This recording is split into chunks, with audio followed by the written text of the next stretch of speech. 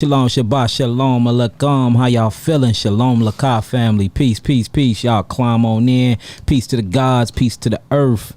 Hallelujah. All praises, man. Beautiful Shabbat, beautiful rest day. Y'all climb on in. We're going to do part 2 of what we brought out a few days ago, which is talking about the conflicts within the Bible, the Torah, the Pentateuch, the Tanakh, whatever we want to call it. We finna get to it. We gonna go through these scriptures and we finna show y'all and finish off this presentation. The whole point of this presentation from the academic perspective is to show y'all the different contradictions in the Bible and to show y'all the different sources, how the Bible came together to prove this P document or this priestly source that we've been talking about. Because once you get into the priestly source of the document and you track back and you'll start seeing them set up the sacrifices, we can see where it come from. Now, are we saying that sacrifices started in Leviticus? No, we saying it started way before then. Are we saying that it started in the book of Genesis when it comes to Abraham? No, we're saying that all this is P document editors putting these things in there. Right. What we saying is the origin go back to the ancient land of Sumeria, the ancient Babylonian land in Chaldees, and this is where you get your Anunnaki from, your fallen messengers or fallen angels from. These things stem back in there. That's the reason why you can find sacrifices in the book of Enoch, Enoch book 1, 2, and 3. That's the reason why they there, because these things are high demonic rituals that was given to us by different beings that come from different solar planetary systems, or who we gonna call fallen messengers or fallen angels, or you can call them the Anunnaki. They go by many different names, y'all. Right. The Watchers. The origin starts from there.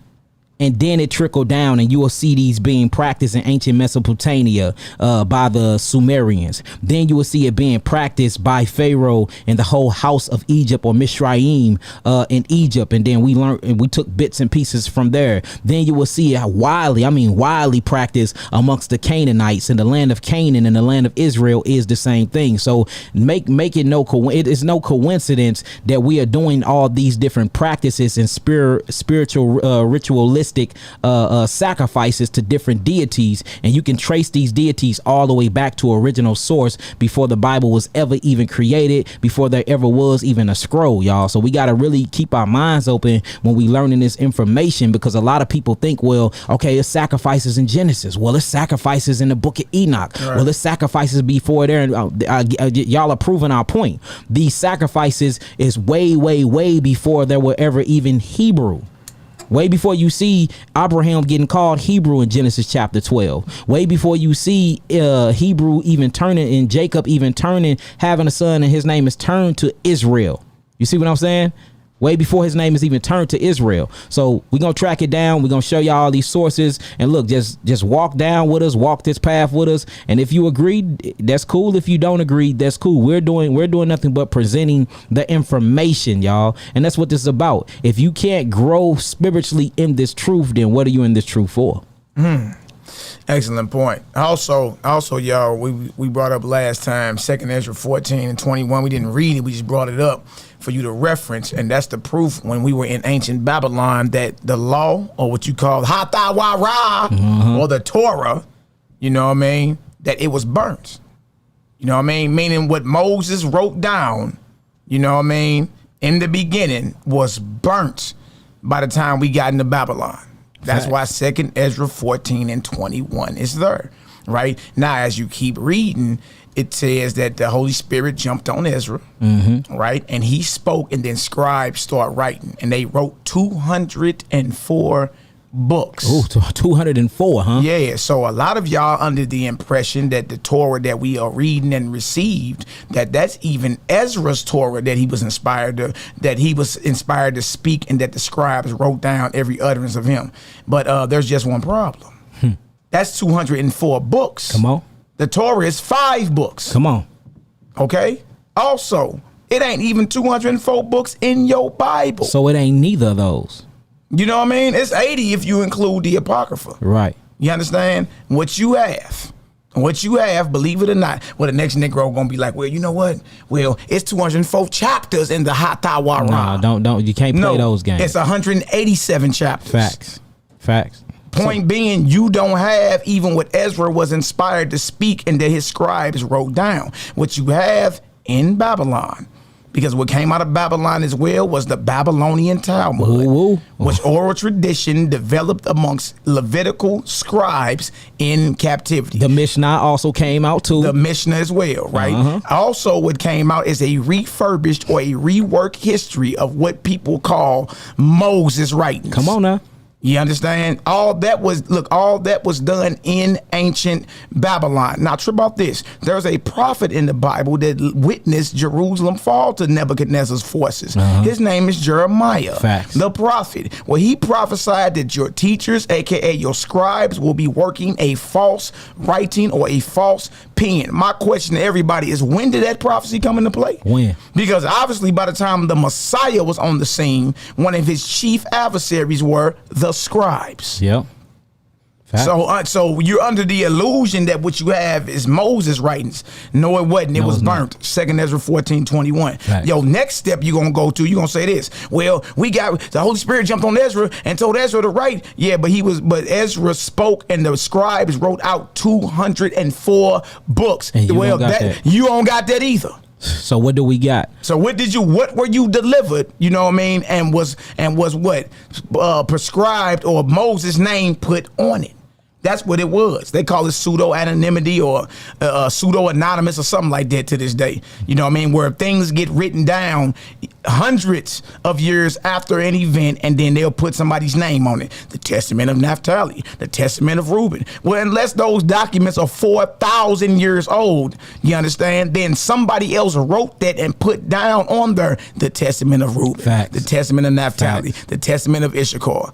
You know what I mean? And it's the same. Look, and we've been receiving these writings as inspired, but the same thing happened with them. It's the same thing that happened with your Torah. So now you understand, dealing with Christ, the Messiah. You understand? Him being the anointed promised prophet that would come, he the only one that would understand and know what Moses originally taught in his original Torah, Facts. what he wrote down. Facts. That's what he came to restore. The only way you can understand what the Messiah was teaching concerning Moses' original Torah is to learn his teachings from his 12 disciples that he ordained to send forth, who came the 12 apostles, whose names are in the foundation of the New Jerusalem. I hope that helped y'all out a little bit. Yeah. You know what I mean? I hope that helped y'all out a little bit, because there's a lot of Negroes fancy themselves as our enemies, call themselves firing off at us, and all y'all are missing. Yeah. You're not even hitting the point. You know what I mean? You're missing. You out. Look, your best shooter is firing blanks. Yeah, y'all full of emotions and y'all Yeah. not dealing with the academics nor the information. Absolutely, So what bro. y'all are doing, y'all trying to assassinate our characters, and y'all, you know, why he saying peace to the gods, peace to the earth. Don't even know the origin of that. Well, why he got on a lily flower on his neck. Don't even know the origin of that. So yeah, what y'all are doing is y'all are trying to assassinate our characters because y'all can't deal with the academia. That's right. That's exactly what's going on. And make no mistake about it, this is not a new doctrine, y'all. This doctrine been around for 4,000 years. This doctrine been around way longer than your new doctrines that y'all are calling all these different teachings in the way of life or the truth. The Nazarene doctrine been around that long. The Essene doctrine, this been around since Genesis 1:29, y'all. That's Absolutely. in the beginning. Absolutely. That is the literal law. That's the diet that was given and that was commanded to Adam and Hawa in the garden, and even to the animal kingdom, was what? Fruits, vegetables, and herbs, y'all. So this is not nothing new that we're talking about. This stuff is old. We're just bringing it back out because it's been revealed, and Yahweh breathed this Nazarene spirit back into the earth, and it had to be Hallelujah. vessels. It had to be vessels willing to bring this truth back out. So we get it. If Yahweh is going to rebirth this and bring this movement back to the forefront, because that is the pure truth, then of course you're going to have your modern day Sadducees, scribes, and Pharisees that's going to be trying to pin and nail us to the cross. So, you know, hey, look, I love it. We love the enemies because we know what we're teaching is true, because of the enemies is rising up against us at this last time. Y'all doing nothing but validating our point further and further and further. So please keep hating. Please keep talking about us. Please keep mentioning our channel and mentioning our names, and please keep promoting this, y'all, because when people come and they listen to the information without a biased opinion and without their feelings and their emotions being hurt, then they can be gained into this way and this truth as well. So hey, we thank y'all. Absolutely, boy. Hey, look, and the bombs that's dropping and the reaction that these Negroes is acting like, bruh. we must have done pulled the demons out that flesh, boy. Yeah. You know what I mean? The demons must have been hiding in the flesh. That's where they at. It's wild. It's Negroes or men that call themselves brothers, right? That came outside and they're Israelites, but they teach against keeping the Shabbat, which is an eternal law of the Most High. Mm-hmm. What are the videos about them? And look, we ain't tripping because this ain't they war anyway. I'm just saying, look how hypocritical everybody be. Yeah, fact. That's it. That's hypocrisy. Like they actually are teaching against feast days. They're teaching against, you know what I mean, the holy Shabbat, which is an eternal law of the Most High. They teaching against that. None of you mealy mouth Negroes that made a video. Some of you suckers live with them. You know what I mean? And then nobody ever came out and said that. As soon as we attack the flesh, boy, everybody. You know what I mean? Then they come with the ad hominem attacks. Yeah. You know what I mean? You want to attack our personal situations instead of dealing with the information. You know what I mean? So look, we love y'all indeed in the truth, regardless if you call yourself friend or foe. You know what I mean? We gonna bring this out in truth, sincerity, and love. Anybody attacking us from an angle of anger, envy, aggression, conflict, you gonna lose. Facts. You gonna lose. That's not a way to go to war. Nah. You gotta be calm in this war. That's right. All right, so let's get it. So what we're gonna do is I'm finna share my screen with y'all, and we're gonna do a small little recap real fast. If y'all can see my screen, type in some 9s, and we're gonna get everything started. So I'm gonna share my screen real fast. All right, if y'all can see this on the screen before we blow it up, type in some 9s. We're gonna recap it. We're gonna get everything started. Shalom, shalom to all the Nazarites, Essenes that's in the chat. Hey, look, let's live. Let's choose to live, y'all. Let's choose to live. Absolutely. Type in y'all 9s. We're gonna get everything started. Once we see y'all 9s, we're gonna get everything started. All right, we see the 9s. All right, let's go and get to it. Let's go and get to it. And if y'all can hear us good, type in some 9s as well. We'll type in some 8s if y'all can hear us good. If y'all can hear us good, and if y'all can see the screen, type in some 8s. And shalom, shalom to everybody that's piling on in. We looking for some 8s, and then we'll get it started.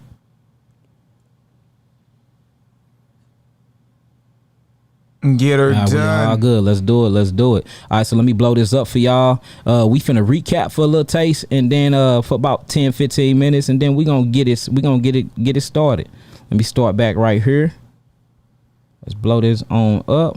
The recap from Thursday. Yeah, so what this is a recap from Thursday. We're going to spend 10-20 minutes on that, and then we're going to get into part 2. All right, we're going to get into part 2. So what we named this was conflicts and contradictions of our biblical text, which we have proven without a shadow of a doubt there are in there. Whether you want to choose to see it or not, they are there. Remove the ego, and you will be able to see all of this stuff. So the first thing we went over was the creation, and we was talking about how in creation in Genesis chapter 1 from the Elohim source, you know, and look, this is academia. This is taught in seminary school. All theologians that get they bachelors and they doctrines in this learn the same thing. We didn't come up with this stuff. We didn't come up with these hypotheses or these theories, which is no longer a hypothesis. This is actual facts now, according to all of the universities, according to all of the professors, and according to all the theologians. This is now a fact. It was a hypothesis for a long time, but literally 5 to 7 years ago, they had ordained this a fact. It can be proven. It can be proven. It could be proven. So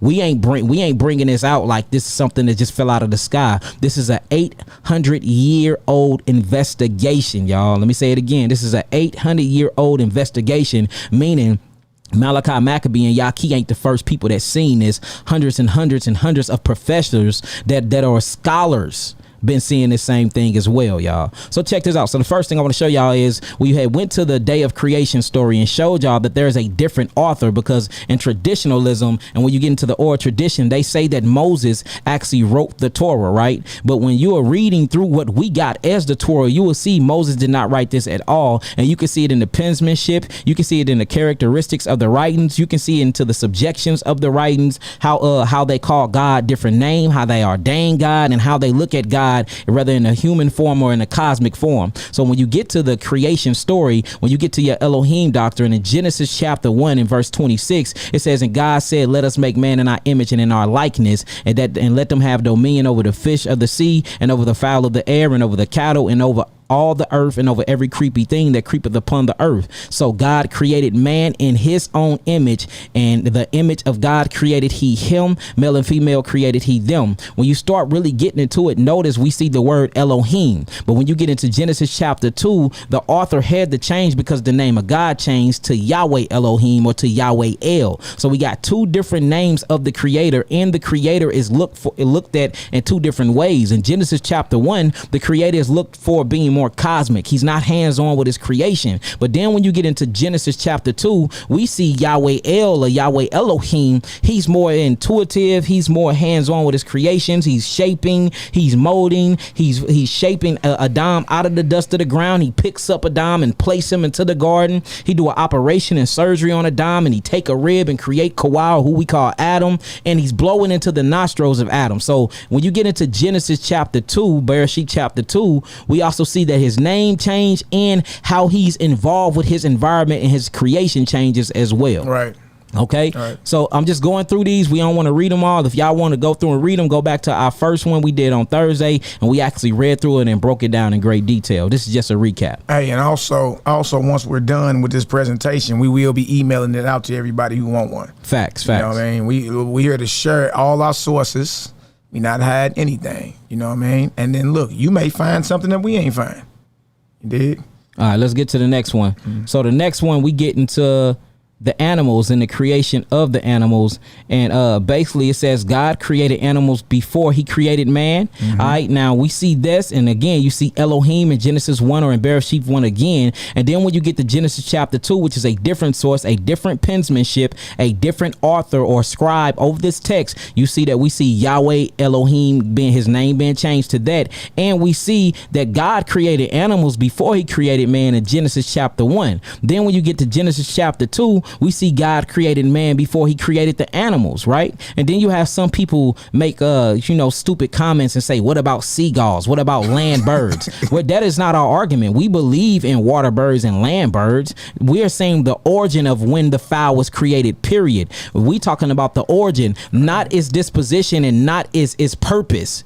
You know, a seagull purpose is to stay on the sea, and that's how he get most of his food. An eagle purpose is to stay on the land, and he died for his fish, or he died. They be around the sea a lot too. We're not talking about their purpose and how they hunt and how they live their lives. We're talking about their origin, right? Their origin, right. And according to Genesis chapter 1, the origin of all the birds and all the fowls come from a different part, which is the water. Then in Genesis 2, we see the origin of the birds and of the fowls come from the ground. That's right. It's a difference, y'all. It's a difference. So we just going through the scriptures and showing y'all that there is different scribes that are criticizing the text, that are editing the text, and most of the time they're doing it for a specific agenda, y'all. And that's where we got to be careful at, because now once you start changing the biblical text or the text that we say is the word of God for agenda, you know, for gains and monetary profit, then it becomes for evil purposes, and that's going to change the whole method of how we got our scriptures anyway.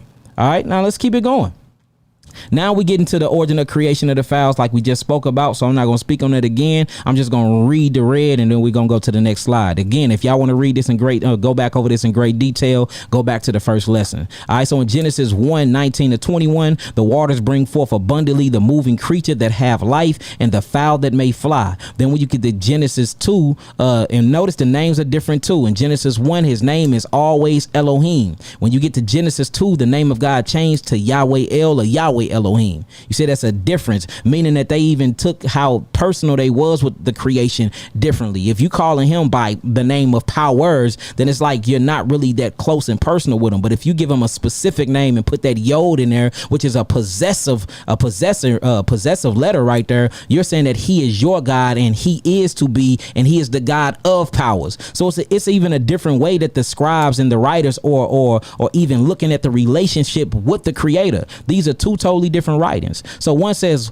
waters bring forth abundantly the moving creature that have life and the fowl that may fly. Then you get to Genesis Bereshit chapter 2. It says, out of the ground the Lord God formed every beast of the field and every fowl of the air. So we even got two different origins of the creations of the birds, y'all. Then you keep going. Look, this stuff goes on and on and on and on. And let's reread this real quick, Maccabee. Deity and Creation Vocabulary by Dan Clanton. The terms for the deity are different in both accounts. Verbs for creation are different. The P story, Genesis 1:1-2, and 4a. The verb for creation is bara, to create. See that? So even the way they looked at the creation in Genesis 1, it was as if Yahweh created everything. Notice it used the word bara, which means to create. But then when we get into different parts, it's not going to use bara, it's going to use asa, means to make. There's a difference between God creating a tree and him making a table from the wood of that tree. So they even looking at the way he's in his creation differently, showing you again that these are multiple sources and multiple writers or multiple scribes, y'all. Let's keep reading. Which is used exclusively with the deity. Verbs in J are common. The first instance of creation, Genesis 2:4. In the J account, or the Yahweh document, Genesis 2:4b-3 and 24, is articulated by the verb asa, to make or do, an extremely common verb. The second verb used in 2 and 7 is yatzor, meaning to form or shape, as a potter or artisan, another common verb. So we even see that in the beginning, a part of creation is different. The way they even express and use the Hebrew language, they are using totally different vocabularies and totally different meanings and definitions of the words, showing y'all that this have to be separate scribes and not the same scribes. Now, the reason why we running through this, because we mainly want to focus on the pre-source, because the pre-source is what's going to bring out the origin of sacrifices and the reason behind the sacrifices and why it was in our Torah and Tanakh in the first place, y'all. Right. And again, y'all, because some of y'all may be saying, well, you know, the Levitical tribe, that was way after Abraham, but we got Abraham sacrificing Noah and all that.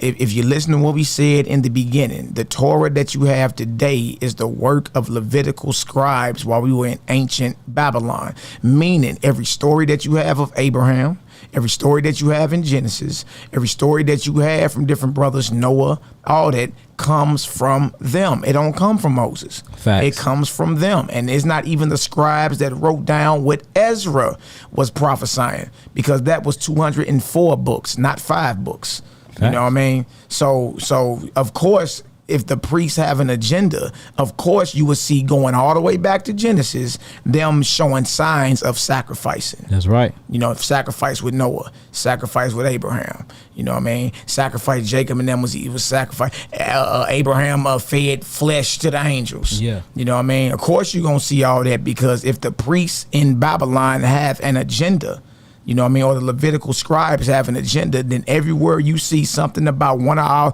righteous patriarchs sacrificing or doing something priestly, guess where it came from? It came from them. Yes. While we were in Babylon, how do we know it came from them? Because the Torah was burnt. Facts. 2nd Ezra 14 and 21.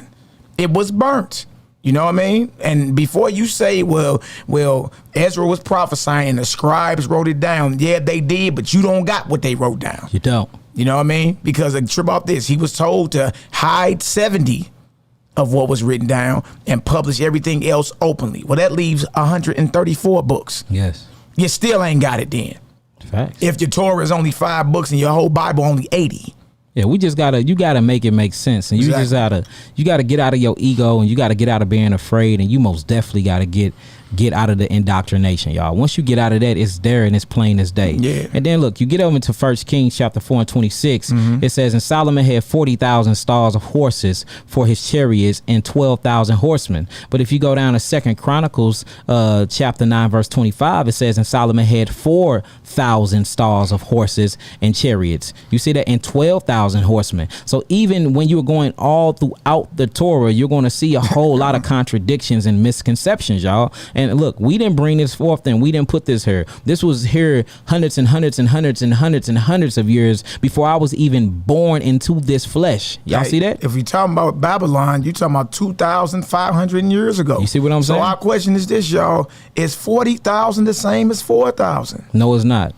And if it's not, be real with yourself. That's all we saying. That means there's flaws in what we reading. Yes, and is the water the same thing as the ground? No, it's not. It's Just not. be real with yourself, man. No, it's not. You know what I mean? That's it. And look, that don't mean you don't got faith in the Most High. No. That don't mean you don't believe in His anointed, beloved Son. You understand? If anything, we even more on fire now. We believe in the Messiah even more. Even more now. booster. But you got to be real with yourself. Yeah. You know what I mean? And even during the days of the disciples and the Holy 12 Apostles and all them, when you get into their writings, they were taught how to properly handle what they received as the law from Moses, because they understood the lion pen of scribes. We just don't understand it today. Fact. Because we've been seduced to thinking it all line up and harmonize. Well, if it does, 4,000 and 40,000 would be the same. Water and ground would be the same. Straight up, and Yahweh's name would not change. Just be real with yourself is all we saying. Or the order of creation. The order of creation wouldn't change either. Genesis 1 and Genesis 2, even the order is different in how everything was created. Facts. And we brought this all out. Y'all can go back to the first one that we did like this, and we broke it down in great detail. Exactly. Now let's keep it going. So again, and this one speaks about Christ and his betrayal. We got one where Christ speak about his betrayal after breaking the bread and drinking, and then we got another instance where Christ speak about the betrayal before breaking bread and drinking. I mean, it goes so on and so forth. This another one with the name of Moses' father. Both of them are in Hebrew. In Exodus, Shemot chapter 3 verse 1, his father-in-law's name Jethro. In Exodus chapter 2 verse 16 to 17, it is Ruel. See, and look, both of these are both Hebrew names, so you can't say one was a Egyptian name, one was a Medunetra name, or one was a Midian name and one was a Hebrew name, because we got the Hebrew concordance for both of them. So we even got name changes. And look, this is a chapter apart, just like Genesis 1 and Genesis 2 is only a chapter apart. Just like we're gonna keep reading. It ain't like we're doing different books apart and they not lining up, even though we just did that with First Kings and Second Chronicles. We're talking about most of these contradictions are only chapters apart, and sometimes it'd be a contradiction in the same chapter, just different verses, showing y'all that different sources came together and wrote these scrolls and then mushed them together and formed a purpose and a agenda at the end. That's what we're saying. And look, we not just saying these things, we are proving these things. You do not have the Torah that was given to Moses. You don't. You have a refurbished Torah that was given to us after the Babylonian captivity. That's what we're saying. And look, we're proving these things, so you can leave all your philosophies, your indoctrinations, and your emotions at home. Let's just deal with the academia here. Let's deal with the academics. Let's just deal with that. And we're gonna show those who have PhDs in theology, you know what I mean, speaking about these same things. Y'all, we didn't make any of this up. That's the point. You know what I mean? And again, why are people arguing over a priesthood that, look, you ain't even sacrificed? What are you arguing about? Yeah. Why is everybody lining up to argue about a priesthood and sacrifices that none of y'all are doing? Yeah. What are we arguing about? Yeah. How are you arguing about a faded glory? Come on now. Like, how are you arguing about the Benz that came out in 1980, 1984, and it's 2021? Yeah. How are you bragging about something whose glory has faded?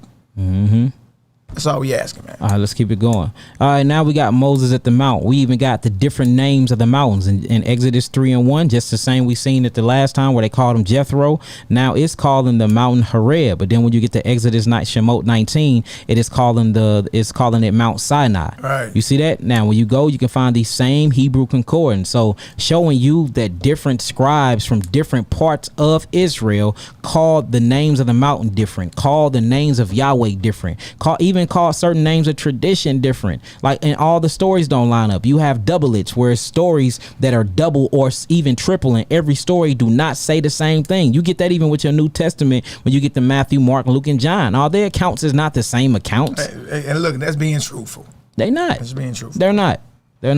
Now look, let's keep it going, because it gets deeper and deeper. The instructions that was given to Moses, when you get Noah, when you get to the E document, let's read it. It says Noah makes no sacrifice in the E document. No, and you're gonna realize why he didn't, because the E document was heavily saturated with the priest, and we're gonna prove that as well. And it says no one ever offers up a sacrifice prior to Aaron in the E document and his bloodline in Exodus when studying the E document, and you see why they did that, and you you see why they put it in certain places, because they had to make it seem like that the patriarchs are like Abraham and like Enoch. They had to put it in there to make it seem like they were doing these same sacrifices when they wouldn't. So look, it says, "And every living thing of all flesh, 2 of every sort shall thou bring into the ark," right? That's in Genesis chapter 6. But when you get into Genesis chapter 7, it says, "Of every clean beast thou shalt take of thee by 7s, the male and female, and the beasts that are not clean by 2." So we even got different instructions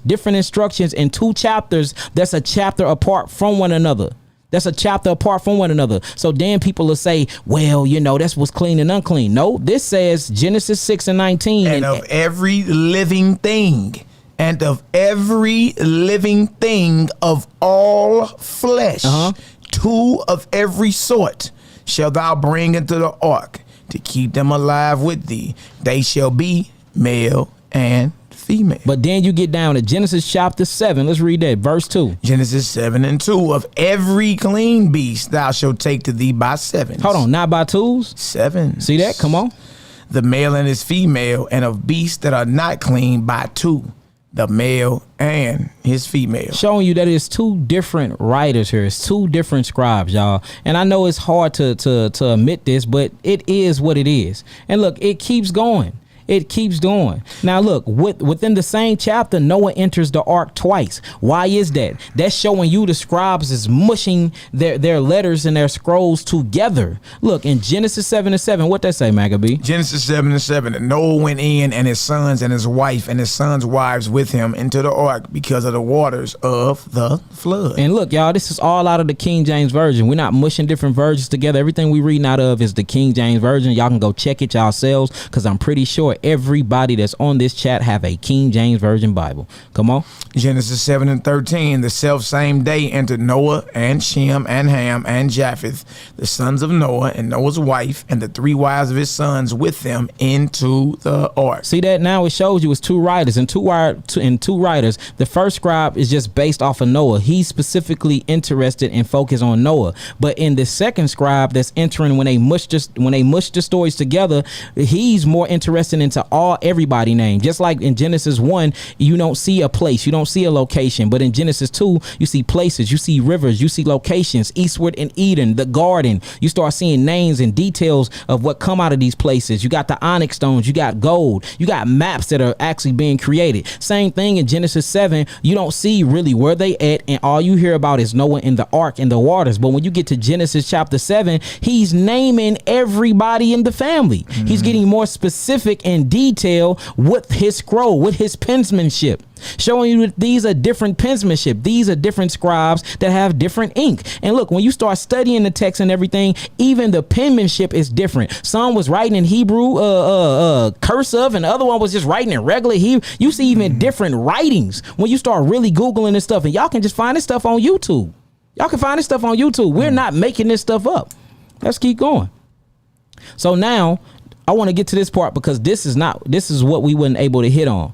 We weren't able to hit on this. Even when you get to the commandments, the commands are different. We're going to start seeing how they started trying to make the sacrifice a command, and they needed to do that because they was trying to do capitalism. They had to centralize the temple. It was too many rogue Hebrews going around setting up their own altars and offering up their own sacrifice to who they believe was Yahweh, because they have never sacrificed to Yahweh, because there's plenty prophets that showed and proved that Yahweh never wanted to sacrifice sacrifices and he never accepted them until you look at the priests and what they put in there. Then it's perceived as he accepted them. You have one document saying that that it was a sweet savior to his nose and to his nostrils and it was accepted. Then you have other documents and writings of scribes saying that he did not like them and he rejected the smells. So then you have even contradictions in that. Now the reason why you're going to start seeing this when we get to Exodus chapter 34, which is totally different than Exodus 20, and Exodus 20 come before Exodus 34, is because the priests had to start writing their agenda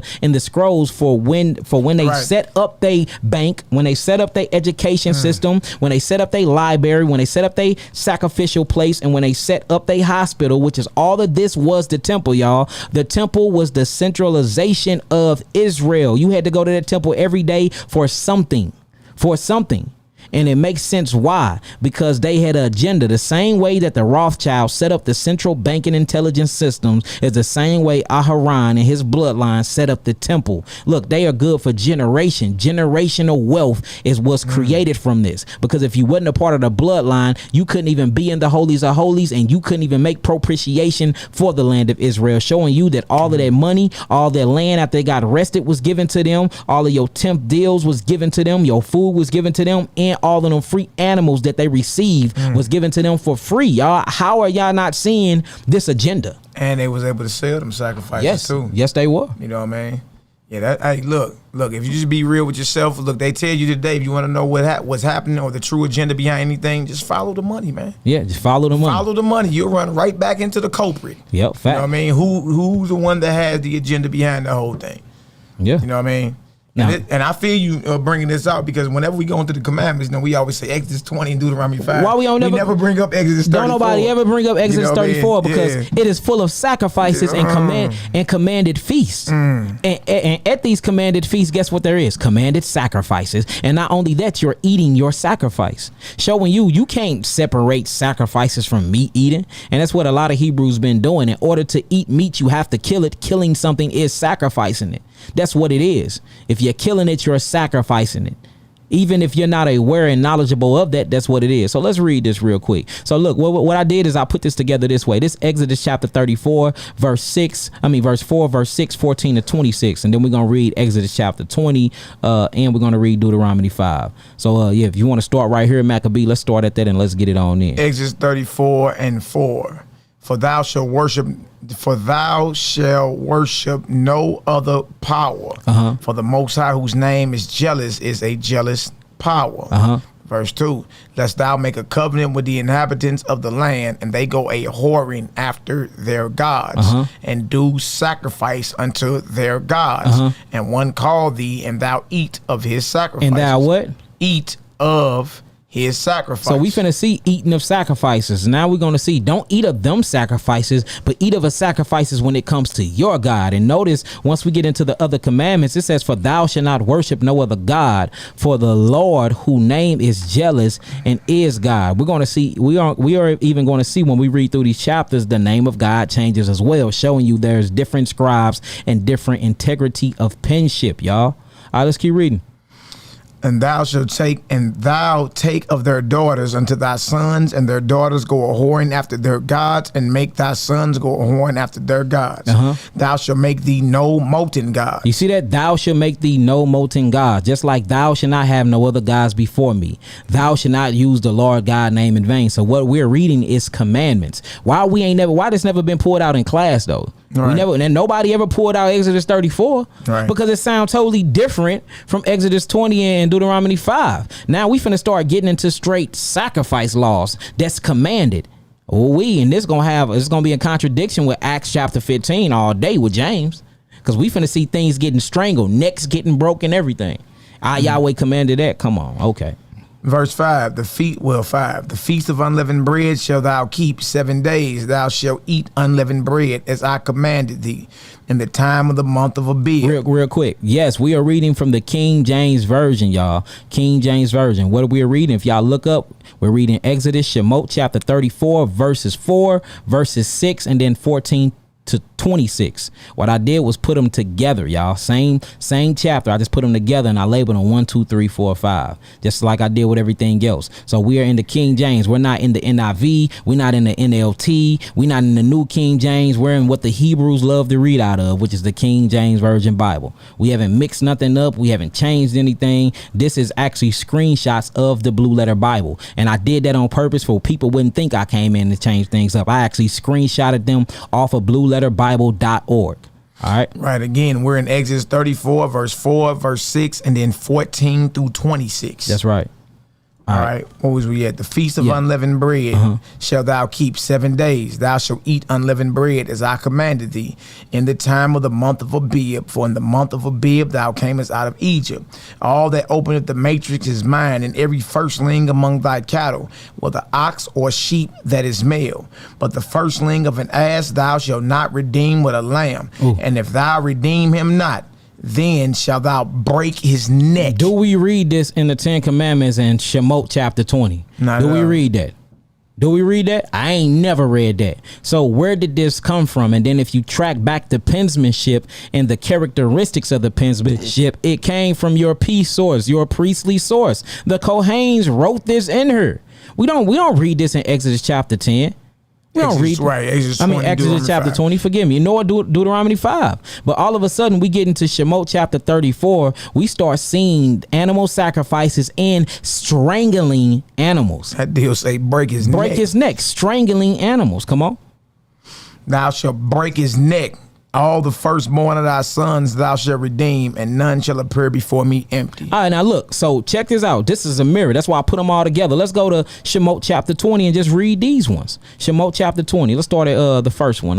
Exodus 20 verses 2 through 17. That's right. It's conflict, y'all, and that's all we want y'all to see is the conflict. Now, if you see the conflict and you're able to accept that, and once you get out your indoctrination, now you have to ask yourself, okay, why is there conflict? Yeah. Now, that question will lead you to freedom of the truth. If you're not ready to arrive at that point, then you just sit on down and stay in your indoctrination. But if you are, and that big old why come up, now it's time to research, and it will blow your mind the things you find. Look, every organization have corruption in it. Every last one of them. Every school have corruption in it.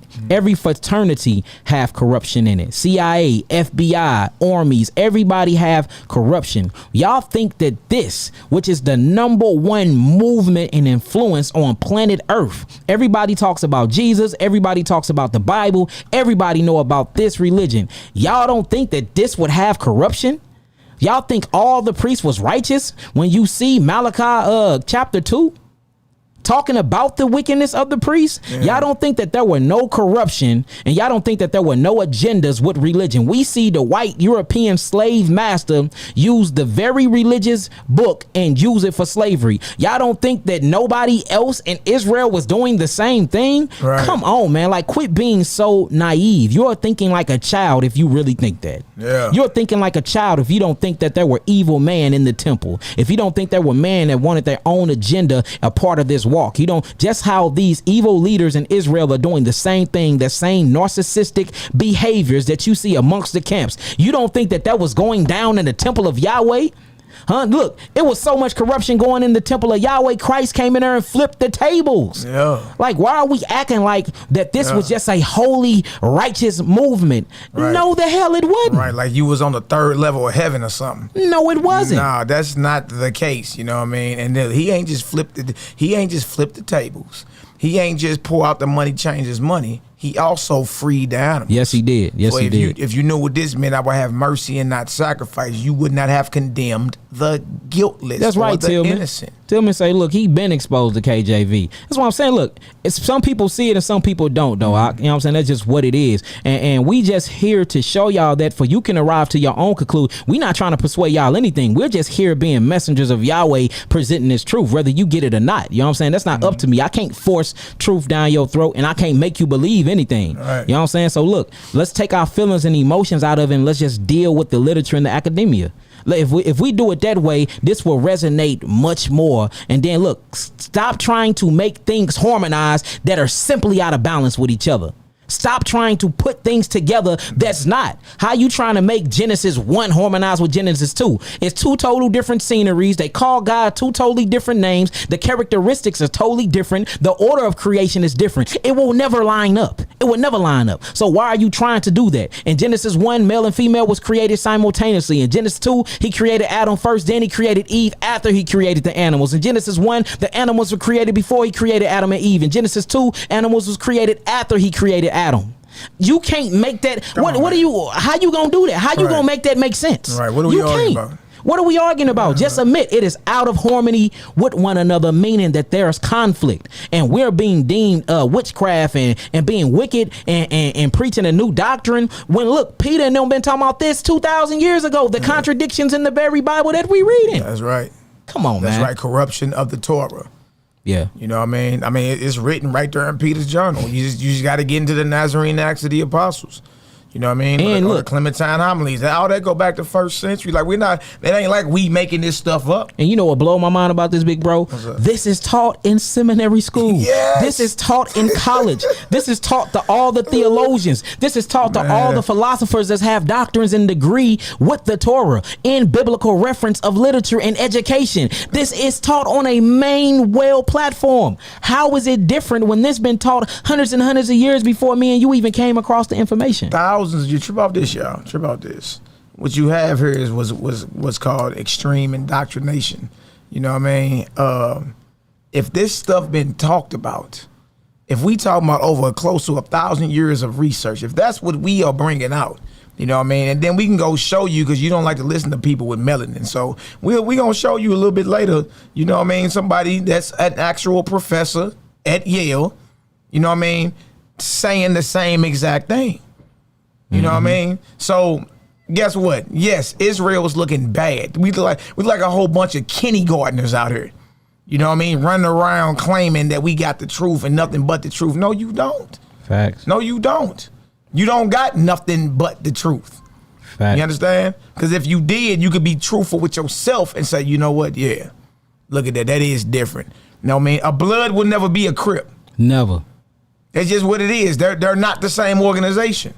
GDs are not vice lords. It's just what it is. They're not the same organization. Straight up, though. So stop trying to make them harmonize. It's not the same thing. And it will never harmonize. It just won't. And that's just what it is, man. So a lot of our brothers are suffering from what's called a religious high. You know what I mean? And look, we understand at one point in time, we were victims of that. Yeah. You know what I mean? But you'll never be able to see the truth for what it is until you be truthful with yourself. And if you trip off this, Messiah said it, if you shall know the truth, and the truth shall set you free. But if you're afraid to speak truth, why do you deserve freedom?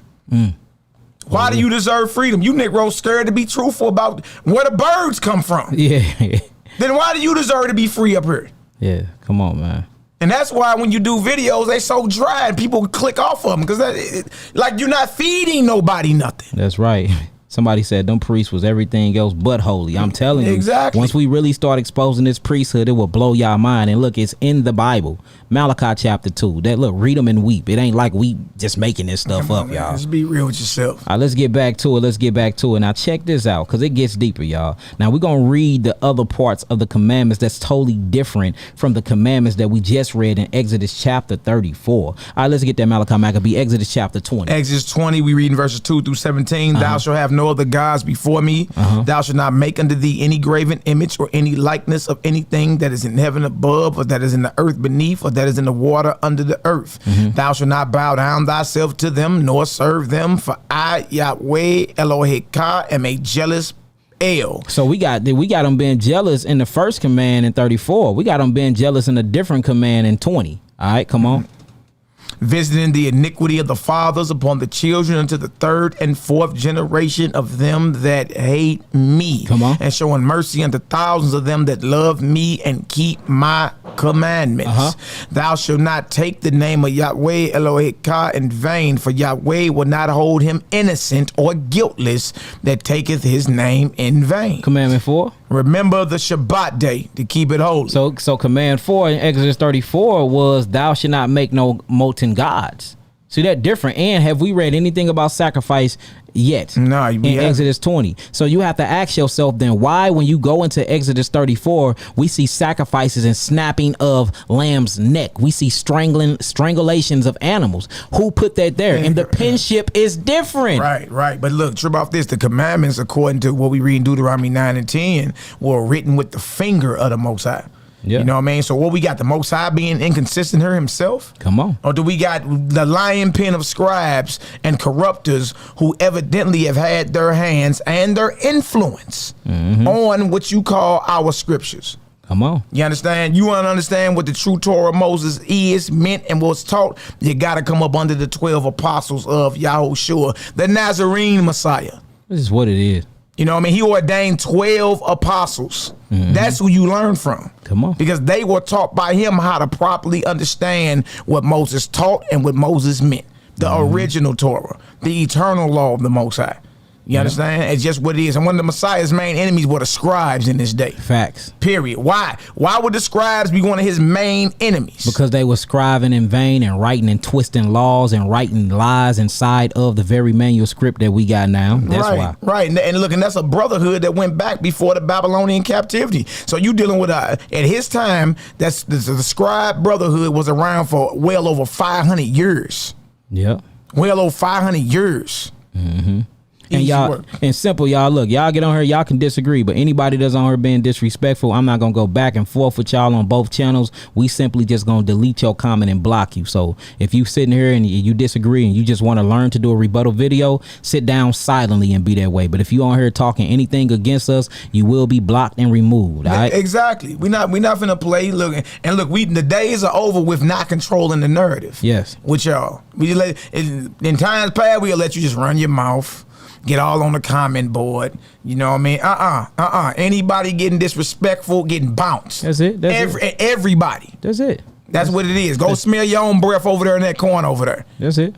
All right. So we read that out. So just showing y'all the difference. And when you read through these, you would not see any sacrifices, but in the P document, the priestly document, which is the priestly scribes, in Exodus chapter 34, we see that they are integrating the sacrifices in the commandments, just like they integrated sacrifices in the book of Bereshith when it came to Noah. They integrated these sacrifices. Now let's keep it going because it gets deeper and deeper. Mm-hmm. Now, when you get into David numbering Israel, is it the same account or is it a different account? Let's read. This is David numbering Yisrael. Let's read 2 Samuel chapter 24 verse 1. 2 Samuel 24:1. And again the anger of Yahweh was kindled against Israel, and he moved David against them to say, go number Israel and Judah. So it says Yahweh moved David to go number Israel. Ain't that's what we just read?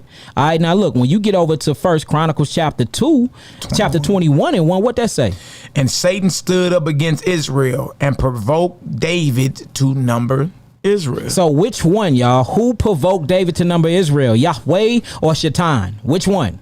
2 Samuel 24:1 says it was Yahweh that moved and provoked David to number Israel. Then we get into 1 Chronicles chapter 21 verse 1. It says Shaitan stood up against Israel and provoked David to number Israel. So my question is, which one did the provoking and which one moved to make them do it? Because we got the same account, but we got two different entities moving David to do it. And you're going to have to ask yourself the chronologicals. That's what they call them, right? In the academic. What was their point and purpose of the Chronicles? Their point and purpose was to write the doublets and was to erase any false narrative of Yahweh. So whenever you get into the chronological list, right, if it was portraying Yahweh as being bad or wrong, it'll straight write it out or it'll erase it. It's like, look, y'all ain't finna be looking at Yahweh like he a bad, evil creator. So I'm finna go through and I'm finna wash all of his thing. If it say that he killed the multitude of people, we ain't writing that in there. If it said that he the one who made David number Israel, we ain't writing that. We gonna make it say something different. See that? The problem is all of these books weren't supposed to be put together like this. You see that? That was the issue. That's what made it conflicting. These scrolls was not supposed to be mushed together like this, but they was. Right. They combined them, you feel me? And then things have been written as if it came to us in sequential order. And you know what I mean? Yeah. And that's why when you get into the book of James, he say not when you attempted that you were tempted by God, because the Most High don't tempt any man. Yeah. You know what I mean? Because one thing about being a Nazarene is we understand dealing with the Nazarene acts of the apostles, that right notions of Elohim or God is essential for holiness. Yeah. So coming from the Nazarene understanding and perspective as taught by Almighty Messiah, we dare not even believe anything that's written against our Heavenly Father. We dare not believe the Lord moved David to do something against his will. Against his will. We don't believe that. You know what I mean? And that shows, look, and that's the type of mindset you have to have when reading through the scriptures, because you're going to also read in the scripture when we got into Jericho and all that the Most High was with us, but then there were certain inhabitants of the land that he couldn't get rid of, that he couldn't subdue. Right. No, the God that we serve and love is all powerful. Yeah. What you mean? You know what I mean? So when you're reading, just to let y'all know, Coming from the Nazarene perspective, when you're reading anything in the scripture that limits the power of the Most High, that means he's not omnipresent, omnipotent. You know what I mean? Anything that ascribes wickedness to him, you dare not believe that. Hey, facts. You dare not believe that, because right notions of Elohim is essential for holiness and righteousness. And look, and guess who believe that same thing? The chronologicalists. I can't say their name right, but that's how they got their own Pacific sector group of scribes. And anywhere where it made Yahweh seem like that, guess what they did? They just took it out. They like, look, we ain't even finna have Yahweh being portrayed as a wicked, you know what I'm saying, God, as a God that just out here killing children, and a God that's out here, he got grizzly bears eating up children, a God that got a 40, 60-year-old man sleeping with a 13-year-old. It's like, look, we ain't even finna portray that. Right. You know what I'm saying? So they went through the text and they cleaned up the text. That's where your chronicles come from. It's a cleaning of the text, y'all. And if you don't see that, then that's on you. But we see it right here. We see in 2 Samuel chapter 24 verse 1, it says Yahweh was kindled against Israel and moved Dawid against them and had him go number Israel and Judah. And then in 1 Chronicles chapter 21, they took out Yahweh and they said, no, that was Shaitan that stood up against Israel and provoked Dawid to number Israel. And you know the breakdown, because we know the breakdowns. We come about indoctrination. You know the breakdown is the book of Job. You know what I mean? Well, Satan can't do nothing unless the Most High give it to him. So essence, when they say the Lord moved against him, it really was Satan, because Satan got to go get permission from the Lord to even do anything he want to do in your life. Look, we know the breakdowns and understanding. We come out of that indoctrination. Facts. What you're not seeing is these are two different scribes writing from their perspective about the same event. Exactly. That's what's happening. Exactly. So look, let's keep it moving. So I want to read this first real fast in the red notes I put. It says, we can't even eat right now. It says in 2 Samuel 24:1, Yahweh moved David to number Israel. But in 1 Chronicles 21 verse 1, Shaitan moved David to number Israel. These two versions of the story are in conflict with one another. All right. Now check this out. Let's keep it going. I'm gonna use that for my D document. Now, who came up with this hypothesis, or the first one who publicized this hypothesis synopsis, or what we're gonna call the document sources? His name is Julius Wellhousing. Y'all make sure y'all look him up. Julius Wellhousing or Heinzing.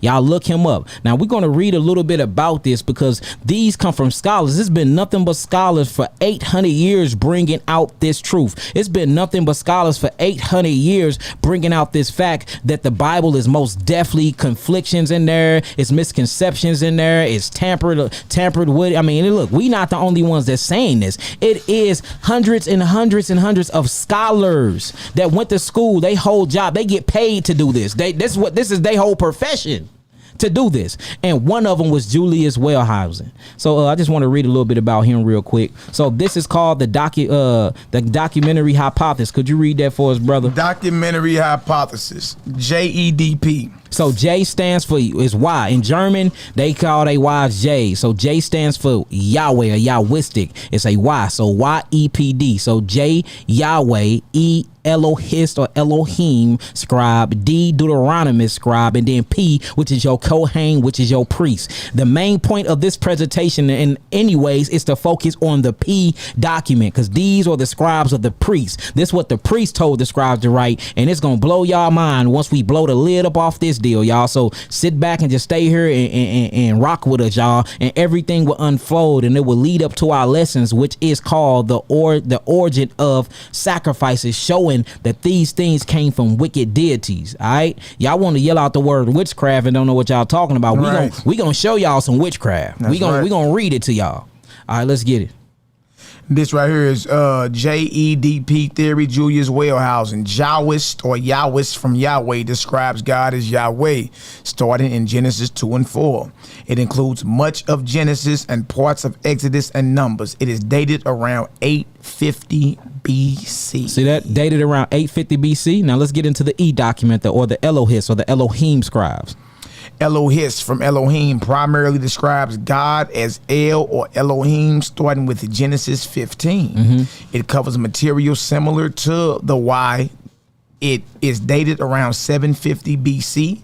J and E are said to be difficult to distinguish. And the reason why is because they integrated them so good, and they say that the writers they say that the scribes become seamless. That's what they say. When, like, for instance, Luke penmanship was so cold, when they merged all of them together, you can't even tell the difference unless you very, very studied up, which we done picked out some different accounts in it. But it's just so seamless. It just looked like the story matches from T to T. But if you slow down and you look at everything, you be like, oh, these are different scribes. All right, let's get to the Deuteronomy document. Deuteronomy or D document, a different source or author is associated with Deuteronomy alone, and is usually dated around 621 BC. Now, this is what I want to pay close attention to, y'all. This P document, these priests. This is the whole point of this presentation, y'all. Right. All the rest of this information is good for us because it shows you the difference and the conflict. But what we trying to show y'all and prove to y'all is the reason of the conflict, and it's because the priests. Now let's read about the priests. The priestly or the P document. This encompasses writings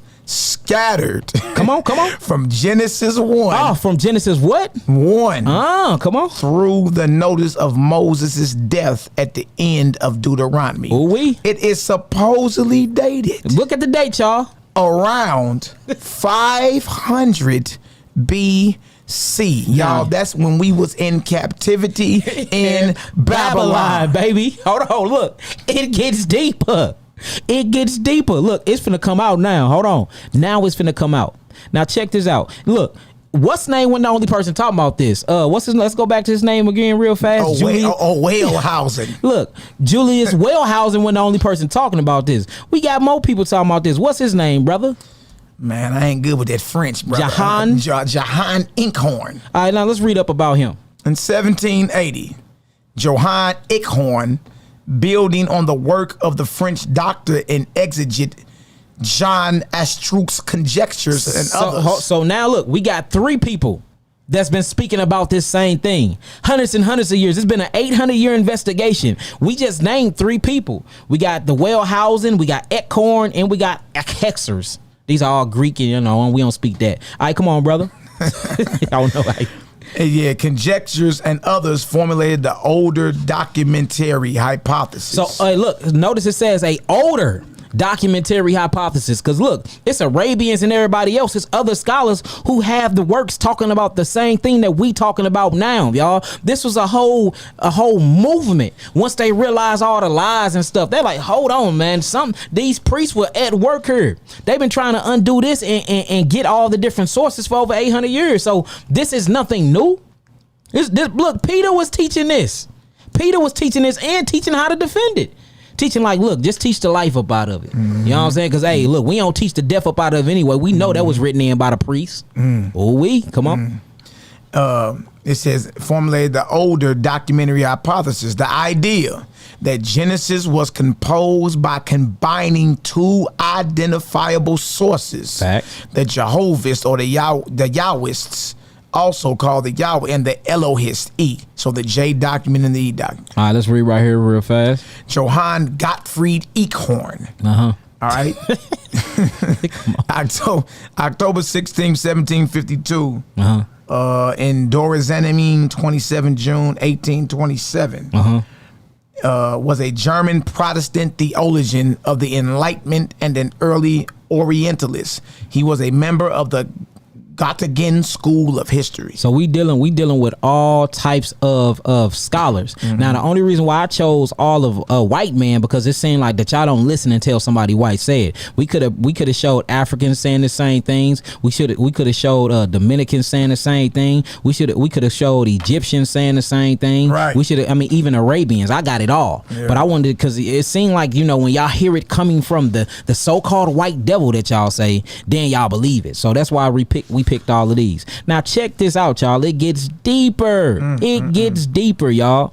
And what y'all gonna see is dates change a little bit, but it's usually inside the same thing. Now it says the documentary hypothesis. All right, the Yahwistic doctrine, it say 900 BCE Yahweh. The E document, Elohist, 850 BCE Elohim. The priestly source, 600 BCE. Now I want to focus on the priestly source, because if you look, it's in blue. He been dealing with this Bible since when? The beginning. All the way until who? Deuteronomy. And the reason why we ain't gonna even talk about Deuteronomy because that's his own lesson on his own. Me and Mally gonna do our own specific lesson on the Deuteronomists. All right. Now check this out. He been in the scriptures the whole way. So wherever you see sacrifice, that is a peace source document. Yeah, that's a priestly so-called edition. Facts. That's where it is. And we gonna prove it. And look, that goes back to the beginning in Genesis. So that's the answer to all your questions. Why you see Noah sacrificing. Exactly. Why you see Abraham sacrificing. Why you see Abraham about to kill Isaac and then, a ram was provided. You know what I mean? Why Abraham killed that flesh over there and then feed it to the angels. But the whole time we know angels' food is what? Yeah, it's manna. Manna. You know what I mean? So yes. Genesis 18, he ate with Abraham. How if we know that the angelical food diet is manna? Exactly. Manna, I mean, how is it? It's manna. So why would angels show up and eat dead flesh? Yeah, and I ain't never seen I ain't never seen no cow and no beef and no lamb fall from the sky. But guess what I see falling from higher up? I see apples falling from trees. I see oranges ripening and falling from trees. I ain't never seen no whole damn lamb fall from the heavens. Ever. Y'all see that if y'all look in the blue, the blue is all the way back in Genesis. All the way black, you know what I mean? Back. So right here. Whenever you see anything about priestly duties getting handled in Genesis, you understand that the priest has something to do with it. And check this out. And you have somebody called redactors, and these are scribes amongst scribes, right? And what they'll do is they'll go and look at what the scribe just scribed, and that's in black. And if they didn't like it, they'll totally just change it up. The redactors didn't give a hoot about nothing. They'll go and change the whole scene. Ages start not making sense. You will have somebody, who was that? I ain't gonna quote the name. I ain't gonna even quote it because I can't bring it back and pull it up. But you will see even ages change. You be like, hold on, he was just 4 years old, now he's 40? Just like the same thing with the stars. You're like, hold on, it was just 4,000, now it's 40,000? Right. And that's the redactors. The redactors with no joke. Right. They ain't care what you thought about it. You know what I'm saying? So all right, let's keep it pushing. Now, I want y'all to listen to something because now what we finna get into is the P document. This is Christine Hayes, and she is a theologian. She went to seminary school. She teach at Yale University, y'all. I mean, like when it comes to breaking down biblical texts, she's very, very studied up, and it's her and it's a bunch of other people. But I want to focus in on particular things that she said, all right? Y'all can look her up and watch all her things for yourself, but I want to listen to particular things she said. Check this out. Glory. But what it refers to actually is a light-filled cloud. God seems to be the burning fire inside this light-filled cloud. He travels before the Israelites in that form, leading them through the wilderness and so on. That seems to be in the P source. Hold on. What source it say it was from? The P source. The P source. Y'all can't hear this? Oh man. Dang, that's okay. Look, go out there with him and y'all can listen to it from there. Hold on, y'all. The bros gotta listen to this. The Nazarites gotta listen to this. All right, I'm gonna start it over for y'all can hear it. Check this out, y'all. Glory. But what it refers to actually is a light-filled cloud. God seems to be the burning fire inside this light-filled cloud. He travels before the Israelites in that form, leading them through the wilderness and so on. That seems to be in the P source. P is also interested in covenants, in censuses, in genealogies, all of those sections very often that link stories. Now, why did it have to be interested in genealogies? Because they had to prove the bloodline of who, y'all? Aharon. They had to prove the bloodline because that's where all of the wealth went through, and Aharon's sons is the only ones that could be high priests. So they was very interested in the genealogies, proving the bloodline. They was very interested in law, order. Whenever you see the peace source, they always trying to gather Israel, give Israel a government body. Look, the priests were the government. Their whole thing was to establish a one world order amongst Israel, and they be actually over the whole Israelites, and all the benefits went back to them. So we always be like, well, Book of Malachi is talking about the preachers in the church today.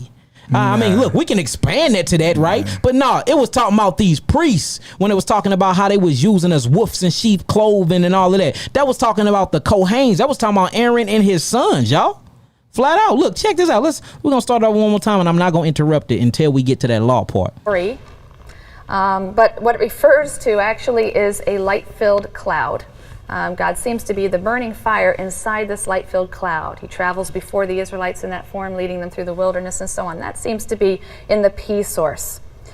P is also interested in covenants, in censuses, in genealogies. All of those sections, very often that link stories, are attributed to the P source. And because P elements often serve that kind of function as a bridge between stories, or very often P sources seem to introduce a story or conclude a story, the source critics felt that priestly writers were probably responsible for the final editing of the Bible. Y'all hear that? So priestly writers were what? They were responsible for the final editing of the Bible. Now remember, this was called the documentary hypothesis. Now this is no longer called that. This is facts. For all the evidence that they've been gathering for the last 800 years, y'all, this is what's concluded, that the priests were the last people to edit the Bible, y'all. The Bible has been edited, tampered with. Yes. You know what I mean? The lion scribes have had their influence and their hand in it. Yes, That's just the truth. That's just the truth, y'all. Now check this out, because she goes deeper. Together, J and E, and hold on, let me start that right there. Hold on. Final editing of the Bible, bringing together J and E and D and adding their materials and finally editing the work. You heard that? Did y'all hear what she just said?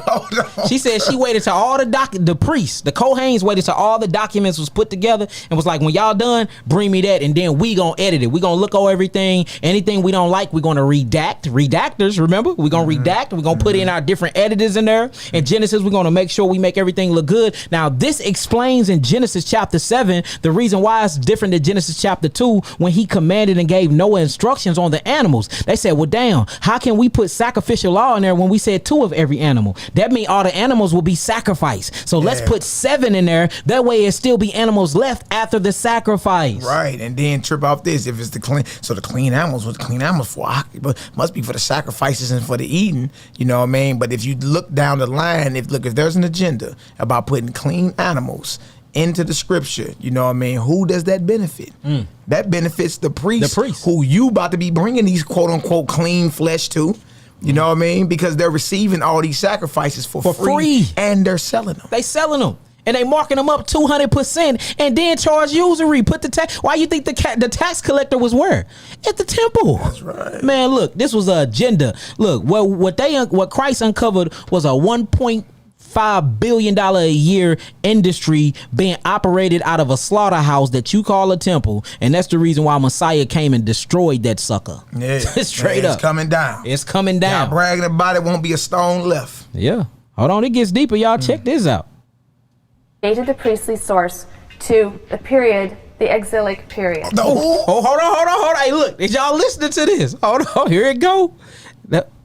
It's a delay. Y'all delay. Okay. Oh, my bad. Well, the priestly source, the P document, is attributed to the exilic period. Hey, look, and I got over 6 people. Recorded saying the same thing she's saying. Exilic mean, y'all, when we was exiled from our land and in captivity in Babylon. She just said what we said earlier, that the P document, the priest source, who are in charge of the final editings of your Bible. It's traced back to when we were in exile in Babylon. So anybody out there talking some Malachi and y'all keep making this up is out off their rocker. You know what I mean? Look, they saying it up in Yale. They saying, I'm talking about those that have PhDs in biblical studies are saying this. Now check this out. It gets deeper. To the period, the exilic period. To the period after the fall of the Southern Kingdom in 586, when the Babylonians have taken many of the Judeans into exile in Babylon. So P, J, and the narrative parts of P, J, and E are continuous parallel accounts of the history of the world, if you will, from creation until the death of Moses. Source critics believe that they have a uniform style, uniform vocabulary, uniform set of themes, and a chronological framework. So according to Wellhausen, and I've sort of schematized it chronologically for you up here, the priestly school drew together all of this older material. Hold on. Do y'all hear that? The priestly source drew together all the older material, and they finna combine the books and they finna redact it, put all they ending editing additions on it before we get it. Boy, look, they whole point and purpose was to centralize the temple, y'all. Straight up. Some of its own editorial material, bridges, introductions, conclusions, inserted the large priestly documents of Leviticus and Numbers. Y'all hear that? Hold on. Inserted the law, the Leviticus and Numbers. Here it go. Here it go right here. Look, and she's not the only one saying this. All theologians and all scholars are saying this. And when you go to seminary school, guess what? You get taught this. You get taught this. So all these pastors, all these pastors know this. All these chaplains, they know this information. The thing is, why are they not teaching this to us? Huh? Added some of its own editorial material, bridges, introductions, conclusions, inserted the large priestly documents of Leviticus and Numbers. And so the Torah, and they did this sitting in exile in Babylon. And so the Torah is really the result of 5. Hey, here you go right here. And they did this sitting in exile in Babylon. God, bro. There it go. Man, look. And look, I knew this just by doing light research. Me too. There's lights. They're actually saying this. Ooh-wee. Ooh-wee. Ooh-wee. Ooh-wee. And look, y'all, it gets deeper. It gets deeper. We ain't even heard nothing yet. Centuries of religious and literary activity. Just a little bit. And this, of course, is a very, and they did for you up here. The priestly school drew together all of this older material, added some of its own editorial material, bridges, introductions, conclusions, inserted the large priestly documents of Leviticus and Numbers. And so the Torah, and they did this sitting in exile in Babylon. And so the Torah is really the result of 5 centuries of religious and literary activity. And this, of course, is a very, very different portrait from traditional claims about the authorship of the Pentateuch by one man, Moses, in approximately the 14th century. Boy, and look, it gets. Hear her say the Torah that you have today is 500 years of literary work, meaning coming out of Babylon all the way up until when the Messiah was on the scene is roughly 500 years. We. So the Torah that everybody was at, why you think they was at odds the whole time? Because he understood. The whole time. You know what I mean? No, that's not the original teachings of Moses. Mm-hmm. You know what I mean? That's the work, that's the lion pen of the scribes. Mm-hmm. You understand? And again, y'all, we gonna say it like we've been saying. If you want to understand the original teachings of Moses, you gotta come up under the disciples, the 12 apostles that the Messiah taught himself. You understand? Yes, and their writings are out here. True about this. Once you understand that, then you will understand why do Paul got 80% of the New Testament? Why? And Paul was never a direct apostle. He wasn't even ordained by the Messiah as an apostle. He wasn't. You know what I mean? Oui. And why was Paul at odds with James, who was the leader of the Messiah's teachings, his little brother? Peter was number 2 after the Messiah died. Paul right in Galatians saying certain men sent from James. Certain men sent from James. Remember, Paul got mad at Peter because Peter got caught when James sent them certain men. Peter got caught sitting and eating with the Gentiles. And soon as James' man came in, Peter got up, Barnabas got up, and the rest that was with them got up and separated themselves from the Gentile. Paul and Peter end up getting into it. He said it to his face. Mm-hmm. They end up getting into it, and guess what he told him? He said, how are you trying to teach them to be Israel, but you are acting like Gentiles? He said, he called him a walking controversy. Yep, and when you get into the he called him he basically you a hypocrite. Yeah, when you get into the Clementine homilies or the Nazarene Acts, it straight tell you that, you know what I mean, you ain't even supposed to be eating with nobody unless they fully initiated. Facts. So they wasn't initiated. That's why when James them showed up, he got up from Peter the table. got up. Then Barnabas looked and got up with him. You know what I mean? That makes sense, don't it?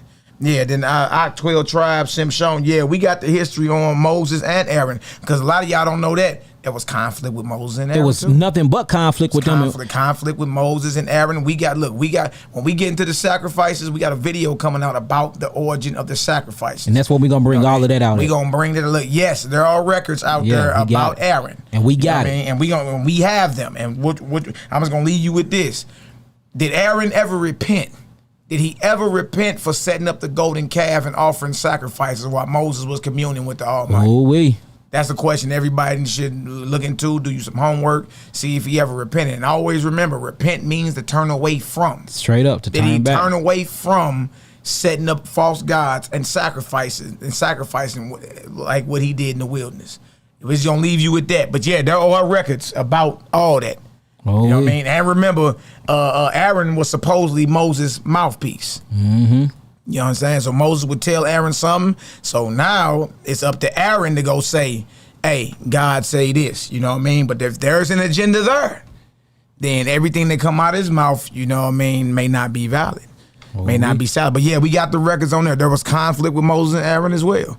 Yep. You know what I mean? And I know this deep stuff, and I know this hurt, but look, hey, truth is truth. We gotta elevate. And look, even her, she had some discrepancies with Julius Wellheiser. She said that Julius Wellheiser's position and belief of the priest was harsh and heinous, and that's the reason why he said certain things he said. But the thing is, with Christine Haynes and her biased views on Wellheisers, is everybody else said the same thing.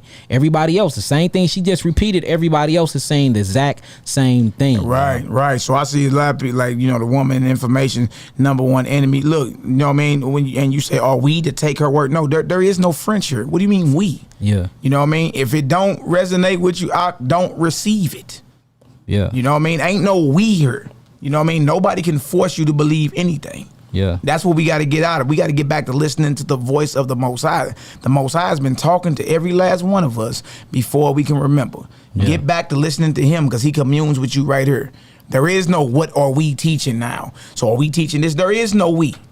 There is no we. You understand? Either what's coming out resonates with you and you're like, yeah, that makes sense. I always wondered that. Or it don't. And you got the right to move on. Yeah. Simple as that. And again, y'all, look, go listen to all of her things. Just type her in, Crystal Haynes, Yale University. She didn't agree with everything that Al Wellheiser even said, y'all. Mm-hmm. Go listen to the whole thing. She thought that he was very biased and racist when it came to the Jews. You know what I'm saying? But the thing you want to ask them, why are there just do y'all research on everything we talking about? Everybody else saying the exact same thing. You see what I'm saying? Y'all got to do y'all own research on that. I'm just bringing out the point that's valid. You know what I'm saying? Proving everything that we've been saying, you know what I mean? The origins of the sacrifices. But we're gonna move over. Now here go another map that shows y'all the same thing. Y'all can watch these same dates. Remember the Elohim doctrine, 550 BCE. It all started from the Yahweh doctrine, and we went back and showed you how the priests had what she just said. The priests had their hands in it, even in the book of Genesis, all the way out. They waited till they was done redacting everything. Then the priests came and got it, and they put their additions on it before they let it out, y'all. So that's why you see all these sacrificial laws from Genesis all the way up before you ever even get a Levitical priesthood in a temple to do sacrifices in. Hey, look, now if you can be real with yourself, that makes sense. It makes more sense than anything. And look, she even saying, look, based off for the card, based off what we're reading in like Genesis 1, Genesis 2, even the accounts of creation, you know what I mean, they are not the same. So for us to believe that Moses wrote the Torah, you know what I mean, then okay, why are the birds coming out of the water in Genesis 1 and 20 and the land in Genesis 2 and 19? You know what I mean? Either he screwed out his mind, or these are two different scribes writing about the same event from their perspective. That's what we bringing out. You know what I mean? And look, before she even said that, and before we even got that, we arrived at that conclusion. Yeah, we been had that before we even got all that information. You know what I'm saying? And somebody sent that information to me. Yeah. You know what I'm saying? Because look, we ain't the only brothers that believe this. It's a bunch of Nazarite brothers that believe the same thing. Remember, even back then, you had different sects of Nazarites, of Pharisees, Sadducees, of scribes. You had different people that believed in different things. There is no difference in today. Yeah. All right, there's no difference in today. How do y'all think the Messiah got killed in the first place? His political, his revolutionary views on the Torah and the sacrifices and everything else, y'all. Exactly. Hey, Carl, keep it respectful. You know what I mean? If you don't agree, just keep it moving. All right? It's that simple. You know what I mean? Just keep it respectful, though. And again, all this is about what we're saying as of late on this channel. Put down the flesh, the liquor, and smoking. That's the origin of everything. Look, the bomb that dropped in Israel is based off us telling you stop killing yourself. Yeah. You know what I mean? Y'all the ones that thought we would just, oh, wait, you can't prove that. All right, well, we're going to show you how deep this research goes. And we've been proving. All right, that's what I'm saying. You called down the thunder. Yeah. All right, now you got it. Now it's, oh, well, you can't believe all that. All right, well, you know what I mean? Well, y'all shouldn't have called for it then. You dig? We out here saying, live, man. Stop putting things in your mouth that's actually killing you. And look, this is a healing ministry over here. I can't say the same about everybody else's ministry, but honor and humility is a healing ministry, whether it's spiritual healing through prayers or holistic through the herbs. Yeah. You know what I mean? This is a healing ministry. So if any ministry know that the nation of Israel is sick, it's us. We know. We got the reports.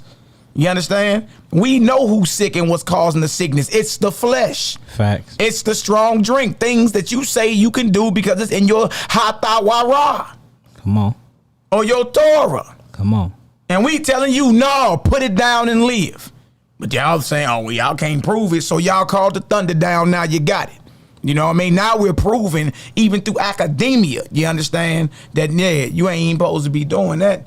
You dig? What you hanging on to is a literary work from us being in exile all the way up until the time of the Messiah, attributed to Moses. But how was it Moses when the law was burnt when we was in Babylon? 2 Ezra 14 and 21. Ooh-wee. You know what I mean? Then Ezra spoke, and the scribes there wrote 204 books, but you only got 5 books in your Torah, 80 books in your whole Bible if you include the Apocrypha. So you ain't even got the Torah or the inspired writings that Ezra wrote down in Babylon. So what is this you have then? Ooh-wee. And obviously the Messiah knew, because one of his main enemies were who? The scribes. And the Pharisees. The scribes and Pharisees in his day. You understand? Messiah came to restore the true teachings that Moses taught that had been corrupted through the lying pen of the scribes, as prophesied by Jeremiah in Jeremiah 8 and 8. Bag drop. Ooh-wee. Ooh-wee. Let's read this real quick and let's keep it going. Ancient editors and redactors. Ancient editors and redactors. It's been going on with the biblical text since when the scrolls was first even written, y'all. Come on. Ancient editors and redactors. As each copy of a text had to be written manually by a scribe. At what? Hold on, let's say that again. Hold on. As each copy of a text had to be written manually by a scribe. Y'all see that? Y'all think that a book just was came? No, these were many different scribes that were written, edited, then bind it together. Then after they bind them together, you have redactors and editor to go edit that. And look, you know how many times this done been put together and redacted and edited? Come on. As each copy of a text had to be written manually by a scribe, it was common for ancient editors to combine and edit earlier texts into new text. Come on. In the New Testament, the authors of both Matthew and Luke absorbed the texts of Mark and Q into their Gospels. You hear me, that book right there? Right. So everybody don't even know about the Q document. You know what I'm saying? That's what I'm saying. Y'all ain't even got all the information while y'all shooting duds. Y'all don't even know about the Q document. There's a whole Q document out here, y'all. Whole Q document out here that only they found fragments of it. This all in this book, Rethinking the Gospel Sources, Volume 2, The Unity and the Plurality of Q by Delbert Berklet. Look this stuff up. It's so many books out here and so much information on this, y'all. That's what I'm saying. Before y'all want to come up against us and try to assassinate our characters, which won't work with us because we can give less than a damn what you think about us. You can talk about me all day. I like it. It's promotion to me. Yeah, but so before y'all start doing that and wasting all of y'all time and energy on emotions and character assassination, spend all of that on the academia. Spend all of that on the literature. Spend all that on the scholarship, y'all. And look, y'all will see that we ain't just arrived to this point. This been around for 4,000 years. That's right. That's right. Derek Rice, we gonna after the presentation is over, you know what I mean, we gonna email this out. So hopefully Nehemiah's in the chat right now. He has hopefully he has your email. You know what I mean? And let's go ahead and get it. His email information is actually in the description box of this video. Y'all delete naysayers so fast. That's right, Buddha. Hey, we ain't playing around. You get on here in opposition, you getting booted. Yeah. Hey, bounce. look, we ain't arguing with nobody. We done with them arguing. We done with that debate arguing stage. We know what we talking about is the truth. So if you don't believe it, go sit in your corner and be quiet. Or, hey, get from up off our channels. We ain't asking nobody to be here. That's right. In the New Testament, the authors of both Matthew and Luke absorbed the text of Mark and Q into their Gospels. 2 Peter... Trip off this. 2 Peter is an expansion of Jude. We would not know this if Jude were lost. Let's keep it going. Let's keep it going. Now look, Yahweh give his names. Each source goes by their name for him. Now we finna start showing, because remember, for a point he was called El Shaddai. So this is just showing you priestly documents and showing why you have him in the E document being looked at like you couldn't get to him. The reason why the priest set it up like that is for, you know, they when they set up the priesthood, they was trying to say the only way you can get to Yahweh is through the priest. So they had to make it seem like that he was untouchable, that he was cosmic, and that he was totally different from the Yahwistic way, where he came down, he breathed into him, and he shaped them from the ground, like it wasn't so personal. That way, for you to feel like, in order for you to get in connection with God, you had to go through who? The priest. It was a setup, y'all. How are y'all not seeing this?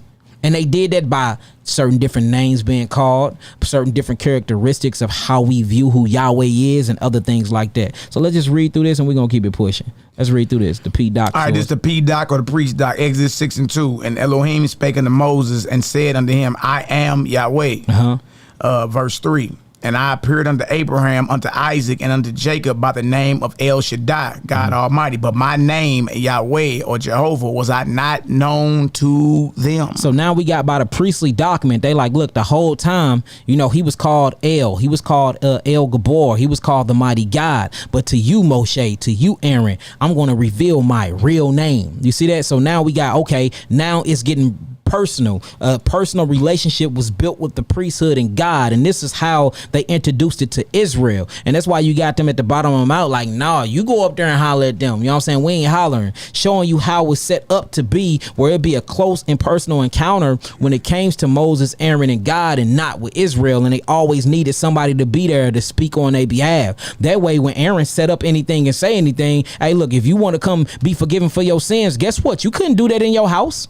You couldn't build your own altar no more. Remember, King Josiah had put out an order. Y'all better go knock all them altars down. We're going to be doing all this centralized in the temple. So guess what happened? Whenever you commit a sin, instead of praying to Yahweh yourself and asking him to forgive you for that sin, you had to go to the temple. You had to get a bullock or get a turtle dove, and the priest had to do that sacrifice for who?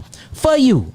So this showing you how they started centralizing the monarchy, y'all. If you don't see it, then I guess you're blind, y'all. So we see certain names started getting changed. We see certain personal relationships started being built, and you see the whole agenda of what the priest was trying to put in. So they had to make Yahweh seem like that I couldn't just get on my knees right now and pray to Yahweh. In order for me to do that, I got to go to the temple. Right. If I just commit a sin, instead of going into my prayer closet and saying, Yahweh, I never do that again, and I turn back. No, I had to go buy me a sheep goat and take it to the temple. In order for me to even hear the scrolls, instead of Yahweh talking to me like he talked to Abraham and like he talked to Enoch or Canuk and them, I had to go to the temple and had them break down the scrolls to me. If I needed any type of healing, instead of calling on Yahweh, Rafaka, which is Yahweh of healing, instead of calling it down and healing myself, I had to go to the temple to holler at the priest. Look, this is what they did. Everything that we can do by ourselves in communion with Yahweh and his first begotten son, they took it and centralized it, and then they made monetary profit and gain for it. And that's the reason why you see the redactors and the editing into the scriptures to make it seem like that they were the judges, they were the Kohen, they were the high priest, when the true high priest is after Judah. Let's keep it real. You know what I'm saying? And you see all these different editings and changes because they had to set up the central banking, worshiping, sacrificing system in what you'll call the temple. That's why anybody that ever threatened that temple got killed. Anybody that ever threatened that temple, it was a political assassination that was called down and mandated on them, because they was messing with the very thriving structure that kept the capitalism going on in Israel and throughout our generations. Hey, make it make sense, huh? That make more sense than make it make all the sense. It make all the sense in the world. What you had to say, Yashua? It's just like the pharmaceutical companies and how they you can heal your own body, but you gotta come to them in order so they can get the gain, the money from it. Yeah, look, our young Nazarite, he just said it's just like the pharmaceutical companies. You can heal yourself with the herbs and look, and going back to the dietary law in the beginning, Genesis 1:29. But look, you can't even do it without them. They'll kill you, they'll lock you up. You see how they shut me down, holding hundreds of thousands of my dollars, trying to take me to court and everything else. So look, it's like the same thing. No, we finna centralize this, and we're gonna put all type of laws out there. If you say cure, we coming to lock your ass up. Straight up. You say cure, we coming to get you. You say this, we coming to get you. Right. Same thing that they did to the Messiah, because the Messiah was healing, right? Absolutely. So look, that took away the temple. You ain't coming to the temple to get hands laid on you no more or get prayed over. That most definitely took out the sacrificial law. I don't got to sacrifice for my sin. All I got to do is quit sinning. Right. Oh man, that just changed the game. Right. Look, repent and show true amendment. You see that? Repent and show true amendment. You know what I mean? The same way that they killed Dr. Sabi is the same way that they killed Messiah. Once you go against the structure, this political structure, this tyranny structure, this tyrant that's being built up, they kill you. And that's the same thing. Let's not think that the temple was something totally different. I can't even call it the temple of Yahweh no more, because like it was not just a butcher house, all blood and dead flesh up. And imagine the smell inside of there.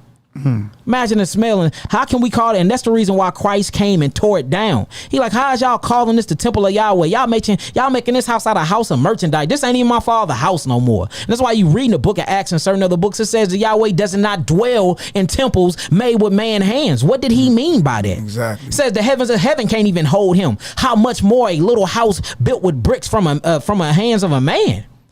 We trying to centralize Yahweh. And the only reason why you trying to centralize Yahweh, saying you the only one that got Yahweh and got the truth, is for monetary gain. You bootlicking Negroes that's over these camps is doing the same thing right now. The truth is only with this camp. The truth is only with that camp. The truth is here. The truth is only in the temple. Only way you can be forgiven for your sins if you come sacrifice in the temple. Only way for you to be healed if you come to the priest in the temple. Only way you can read about God and we unroll the scrolls of Isaiah, Yeshaya. You come to the temple. If you want to get your meat, come to the temple. You want to hear about Israel, come to the temple. Yeah, come to your so-called unity camps. Yeah, conflict, you know man. Yeah. Nothing but conflict after conflict after conflict. Oh-wee. Oh, and look now, but then look, now it makes sense why all y'all mad at us. Yeah. You know what I mean? What ancient spirits have been reactivated or resurrected in this earth? It make all the sense in the world now. So you used to think being persecuted for his namesake was wearing your garments with your fringes and saying you was an Israelite. No. Yes, way deeper than that. No. We done found out what the original faith of the Messiah was and what he taught, and we bring that out hard body, and everybody acting like, boy, we just tore the covers off your personal demons. Everybody gets mad. Everybody gets shook up. I'm talking about Negroes got hatred all in their mouth. You know what I mean? If they could, they'd probably try to kill us. Yeah, fact. You know what I mean? Based off us telling you to put down what's killing you and live. And your only argument is, well, we used to do this in the temple, and we used to sacrifice this, and we used to do that. Yeah, that would be your only argument, you know what I mean? But today, guess what? Everything that you eating and throwing down your throat concerning flesh, you doing that for sport. Ooh-wee. That's sport. Ooh-wee. And these slaughterhouses ain't nothing but temples of Baal. Facts. Temples of Satan. Same temple. That's where you're getting your flesh from. Yep, and you learn these from fallen angels, fallen messengers, or different entities from different planetary systems that came down to Samaria, who became the Anunnaki, that went down to Sumerian Canaic form tablets, that moved over into the Epic of Gilgamesh, then that touched down in Egypt, or what we're gonna call Mizraim, taught to us by being in slavery over there to the Egyptians. Then we went up out of there and came into Canaan, and these same things was taught. Look, we learned this. The original origin touched down in Iraq or Iraq and ancient Mesopotamia and then all the way until today. We can track this down, y'all, through the Sumerian tablets to the Epic of Gilgamesh to the Canaanite religions, all the way to now, y'all. Look, we got the documents, we got the sources. Canaanite religion, we got them, we got all of it. We got all of it, y'all, and we can see, man, the feast days are a mirror image. Your feast day sacrifices are a mirror image of serving other gods, y'all. And are we saying that the feast days are wrong? No, we not. Are we saying your sacrifices is wrong and it's devilish and that's the true dark demonic witchcraft that everybody don't want to speak of? Yes, we is. That's what we saying. And look, I don't gotta hold my tongue no more. I'm free. That's what we saying. That's exactly what it is. That's exactly what we saying. And the proof of it is, as soon as we tell you stop eating it, all you little Negroes' panties is in a bunch. Yeah. Everybody, man, look what you mad for. Yeah. We just telling you to live, brother. Don't put that poison down your throat. Live. You know what I mean? I want to see you live and guess what? Live and see your great grandchildren. Hey, truly chosen 619. That's what we doing. That's our next lesson. We talking about the origin of sacrifices and the origin of the fallen ones and how they introduced this to us and how wicked and demonic it actually is and how it got right now we just showing y'all how it got integrated in our Bible in the first place. Exactly. That's what we showing. The P document, man, that was powerful. Yeah. The priestly documents was the last documents, you understand, to be added and edited into your scripture, redacted and everything during the time we were in exile. Ooh-wee. And we came up with this understanding before we even seen that video. Only reason how I got the information, it was sent to me by somebody else. Hey, like, look, man, you might want to watch this. I watched that. I'm like, oh, man. And look, I watched, not only that, a black woman came with it, Arabian. Look, it was this Ethiopian man, boy, busting shots. But I said, look, I know what the enemies want. I'm going to use all heathens to do this, all white people. Because it seems like y'all listen more when the white folks say it. You know what I'm saying? So that's why I use all white people to back this up. So, look, let's get through this. So we see in the P document, he's called El Gabor. Then he's finally revealed his name to Moshe and Aharon as Yahweh or Jehovah. Right, El Shaddai and Yahweh, and he's saying that under Abraham, Isaac, and Jacob. Shaddai, Abraham, Isaac, and Jacob, he didn't reveal himself as Yahweh. Yeah, that's what it says in Exodus 6, 2, and 3. That was, you know what? That's been a question of mine for a long time. Like, how is it that he wasn't revealed as Yahweh to Abraham, Isaac, and Jacob, but right here to Moses, he revealed it to him? And the reason why is because they had to make a personal connection and relationship with Yahweh to make it seem like, dang, not even the forefathers talk to the not even the forefathers talk to Judah and them like that. He only dealing with the Levites like that. Oh man, we got to go to the Levites to get to God, because that's where the pure name was given to them at.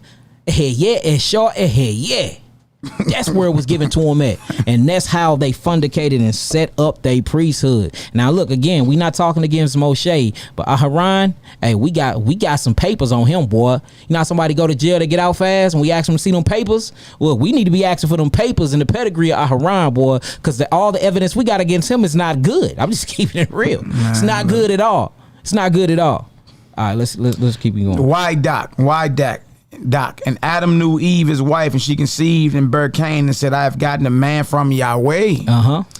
And she again bare his brother Abel, and Abel was a keeper of sheep, but Cain was a tiller of the ground. So we see that Adam already knew the name of God, Yahweh, the creator Yahweh. Then we got in Exodus chapter 6 that, the forefathers didn't know the name. They only knew him by El Shaddai, and then he finally revealed his name, Yahweh Eheshor.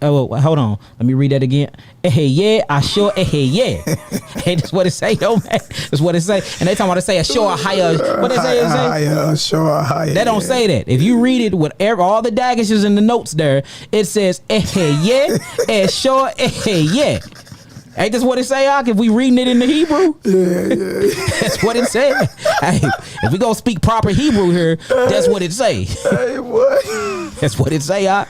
All right, so look, so now we see, so in the first one in the P doc, we got Yahweh reveals his name to Moshe, and he also referenced El Shaddai as the past tense. Right. Then we get to the Y document, we see that Adam already knew his name as Yahweh as being of the creator. What you got? Now right here, remember it said, 'cause somebody might say, well, it said under Abraham, Isaac, and Jacob. It didn't say Adam. Yeah. You know what I mean? Well, Exodus 12:1. Now Yahweh had said unto Abram. That said that he didn't know him by the name of Yahweh, just only El Shaddai. Genesis 12:1. Now Yahweh had said unto Abram, get thee out of thy country and from thy kindred and from thy father's house and to a land that I will show thee. You know what I mean? Verse 4. So Abram departed as Yahweh had spoken unto him, and Lot went with him. And Abram was 75 years old when he departed out of Haran. Now check this out. So we just read in Exodus chapter 6 and 3, the P document. It says, and Elohim spake unto Moshe and said unto him, I am Yahweh, and I have appeared unto Abraham, Yishkak, and Yaakov by the name of, by the name of El Shaddai. But by my name Yahweh was not known to them. He said, so from according to what the priest wrote in, Abraham never knew the name Yahweh. He only knew El Shaddai. Then we go to Genesis chapter 12 and 13. What it say? And now this is Genesis 13:4. Unto the place of the altar unto the place of the altar which he had made there at the first, and there Abram called on the name of Yahweh. Boy, would you hold that up real quick, man? Hold on, let me pull that up on. Hold on, I want to pull that up in the. Let me pull that up real quick because that's right there. What's that, man? Genesis 13:4. Ooh wee. Hold on, let me pull that up real fast. Let me pull that up. Genesis 13:4. You know. And then you got Genesis 12:7. And Yahweh appeared unto Abram and said, unto thy seed will I give this land. And there builded he an altar unto Yahweh who appeared unto him. Yeah, but that Genesis 13:4 heavy hitter. He called on him. Hey, that's a heavy hitter. He called on the name. Yeah, he didn't call on El Shaddai. Mm-hmm. Look, it says unto the place of the altar which he had made there at the first. And there Abram called on the name Shem of Yahweh. Ooh-wee. Yahweh, whatever y'all want to call it. That's what it say though. But we got in Exodus, it said that he didn't know the name Yahweh. He just called him by El Shaddai. Boy, look, that's what I said. We have to deal with the contradictions, and now we have we can explain where the contradictions come from. It come from them priests. Them priests, y'all. Them priests. Yeah. Ooh-wee. You know what I mean? And redacted and edited themselves into the beginning of our history. Ooh-wee. You know what I mean? Under the agenda of securing a bag, straight bag, securing riches, you know what I mean, for the foreseeable future. Yeah. You know what I mean? And to this day, I just don't see why all these mealy mouth niggas were like, what are you mad about? Like you arguing about a priesthood that don't even exist. You're arguing about a priesthood, you understand, and sacrifices that you don't even bring to them. Yeah. So what are you mad about? You know what I mean? Get yourself together and chill out and stop being so emotional. Yeah. You know what I mean? And then what is you all the way over here for? Like, we ain't even checking for you. So what is you even over here for, arguing and trying to throw your little twos and fews, and we not checking for you? If you don't believe, keep it moving. It's just that simple. Go start your own movement, and then you teach your own people. Let's do that. Now check this out. Let's get back to it. So many daggers, man. So many of them. So many daggers. I mean, what, like, does that harmonize? If we got Exodus 6:2-3, where it says in the narrative that unto Abraham, Isaac, and Jacob, I was not known by the name of Yahweh, but we got in Genesis 13:4 that Abraham called on the name of Yahweh. Does that conflict or does that harmonize? That's conflict. Yeah, the chat, let us know. Maybe we tripping. Right. Okay. Look, put a 1 in the comment or the chat section if that harmonizes. Put a 2 if it conflicts. Yeah. Again, it says in Exodus 6:2-3, unto Abraham, Isaac, and Jacob, I was not known by the name of Yahweh. We go to Genesis 13:4, and Abraham called on the name of Yahweh. Does that harmonize a conflict? Oui. That's all it come down to. You got to be real with yourself. Type conflict if it conflict. Type harmonize if it harmonize. Maybe we tripping. No, not. You know what I mean? Let's be real, man. All right, let's keep it pushing. So let's go over into a different doc. All right, look, Moses strikes the rock. All right, I want to use this for my other lesson too, because look, we see he's striking the rock twice, showing you doublets. Here go doublets again.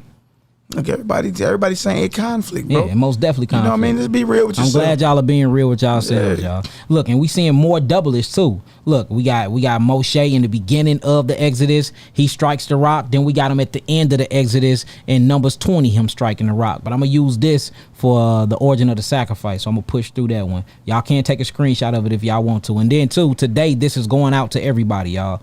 I'm going to send it to Nee, and Nee going to send it to anybody that need it. All right.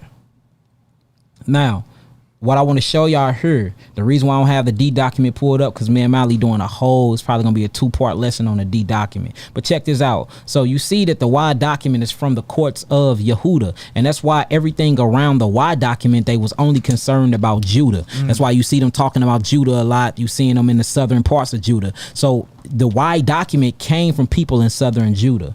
Then you see the E document came from certain priest that was in Israel and Shiloh. The P document came from the priest that was in Jerusalem as well. So the E document and the P document became one in the same. That's the document that they edit the most. Look, the priest edited the E document more than everything, y'all. And all this can be tracked down. We got all the books to show you this stuff. All you got to do is simple study, and all this stuff will pop out. So notice what they was interested in. That's why you would hear about David, you know what I'm saying? But you would never read about David and his sin when it comes to the J document. When it comes to the J document, they like, oh no, we ain't finna speak about David that bad because the tribe of Judah, the scribes of Judah is the one who wrote it. So they're like, look, I ain't finna have David looking bad, but when I talk about David, it's gonna say David had a heart like the Most High. We ain't gonna speak on his sins though. You see what I'm saying? Look, certain scribes from different tribes was getting up in them deals, bro, and they was like, no, why would I speak down about the northern kingdom? We is gonna speak bad about the southern kingdom. We gonna put all they sins on blast, but we ain't gonna put none of ours on blast. Then you got the southern kingdom of Judah, like, look, I'm doing the same thing. All them Negroes in the northern kingdom, I'm bringing out all they sins. But when it come to David or any of these Judites, we ain't talking about that. For instance, Caleb was a Judite, right? Remember Moshe sent them out to spy the land? It talks about how dope he was with doing that, but he had other spies with him from different tribes. It ain't mention none of them. But then you go to a different double it account, it won't even mention Caleb, but it'll mention the people that was with Caleb, showing y'all what these people had control of the narrative, and they used it, man. They did. Yeah, they did. Look, y'all just trying to be real with ourselves, man. That's it. Let's just be truthful. So the Y document, the Yahwistic document, much evidence shows that it was written by the scribes of Yahudah, refers to the Most High as Yahweh, gives a personal name, Genesis 2 and 4. It says, only interested in the southern kingdom of Judah. Abraham dwelt in Yehuda capital, Hebron, Genesis 3 and 13. 13 let me go back because it gets deeper. Hold on. Abraham dwelled in Yehuda capital Hebron. Genesis 13 and 18. Caleb the Judite only spies out the land. See that was a typo I did on myself. Spies out the lands of Judah. Numbers 13. Numbers 13. All this is your Y document. Only tells stories about Jacob's sons, Judah. Genesis 3. Only one where it tells long stories and it's all about you. It's not about nobody else from no different tribe. Okay. Showing you they was only focused in the Y document on people in Judah. Must mean they was from where? Judah. Yeah, Genesis 38. The scribes were from Judah. They was from Southern Kingdom, so they only talked about people about the Southern Kingdom. And when you get into David's sins and stuff like that, they ain't even mentioned it. I guess where his sins is mentioned at in the E document. They brought all that out with Beersheba. They brought all that out. They put his dirty laundry out there. You see that? It says he eats with Abraham. This shows you where the priest came in at, right? It says he closes the ark door in Genesis 7 and 16. It makes Yahweh more personal. He's more personal with his creation. Yahweh looks for Moses to kill him in Exodus 4. So it shows Yahweh is a straight personal being, walking, talking, in creation, and Yahweh smells Noah's sacrifice like he got a nose. But again, we're going to show that all this, the sacrificing parts was edited in by redactors from the who document, y'all? The P document. The P document. Yeah. The P document. So then you get into the perspective of E's. Would you read that for me, brother? E's perspective of the Elohim document, right? By contrast, E is especially interested in the heroes and places in the northern kingdom. See that? So the Elohist was only worried about people from the northern kingdom. They wouldn't worry about southern Judah. So they only talked about people from the northern kingdom. But if they did talk about somebody in the scriptures from southern Judah, it was always mentioning their sins.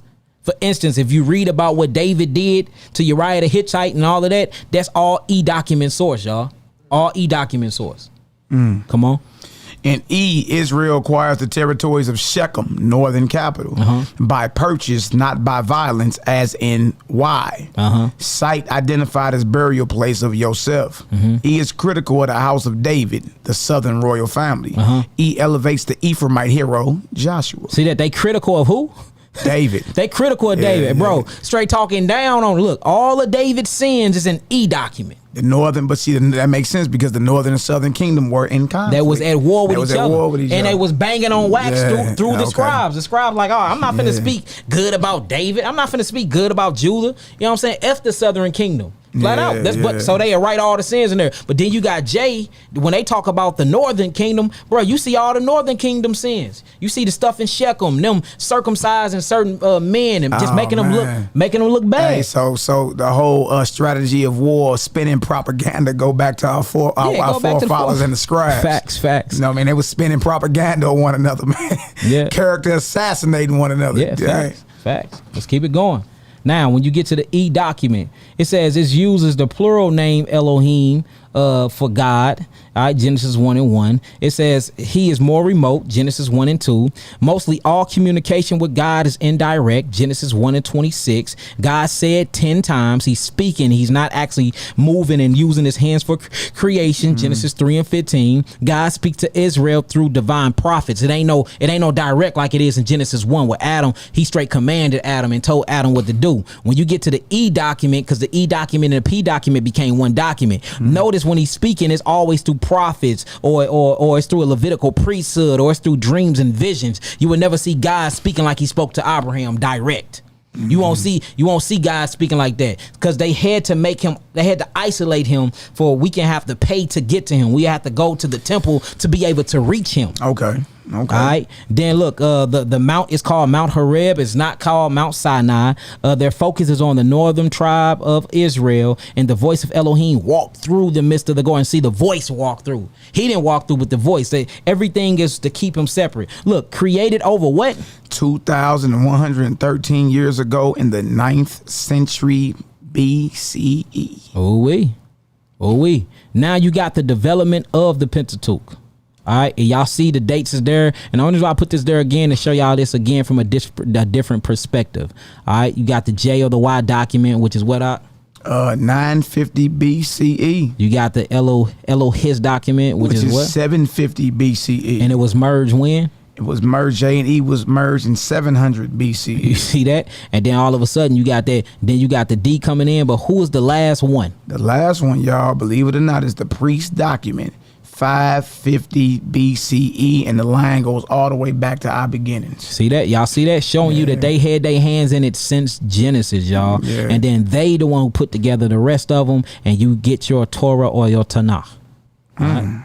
And then all the dates here, look, y'all research your stuff yourself. And what they say right here, the last time, restoration, and what name we see right there? Ezra. 400 BCE. Wow. And look, that's where you get into the books and stuff of Ezra, and we don't even have that book. Would you please do the math on the books and stuff again? Yeah, so in 2nd Ezra, the 14th chapter, verse 21, Ezra proclaims that the law or the Torah that Moses wrote was burnt, meaning it didn't exist. When you get down to verse 44, it goes into how Ezra spoke, and then the scribes wrote down what he was uttering, and they wrote down 204 books. It says the Holy Spirit moved on Ezra, he spoke, and the scribes wrote it down. You know what I mean? So someone would say, well, that's the Torah that we got today. It's the Torah that Ezra rewrote down after the Holy Spirit was put on him. You know what I mean? And the scribes started writing. It's just one problem with that.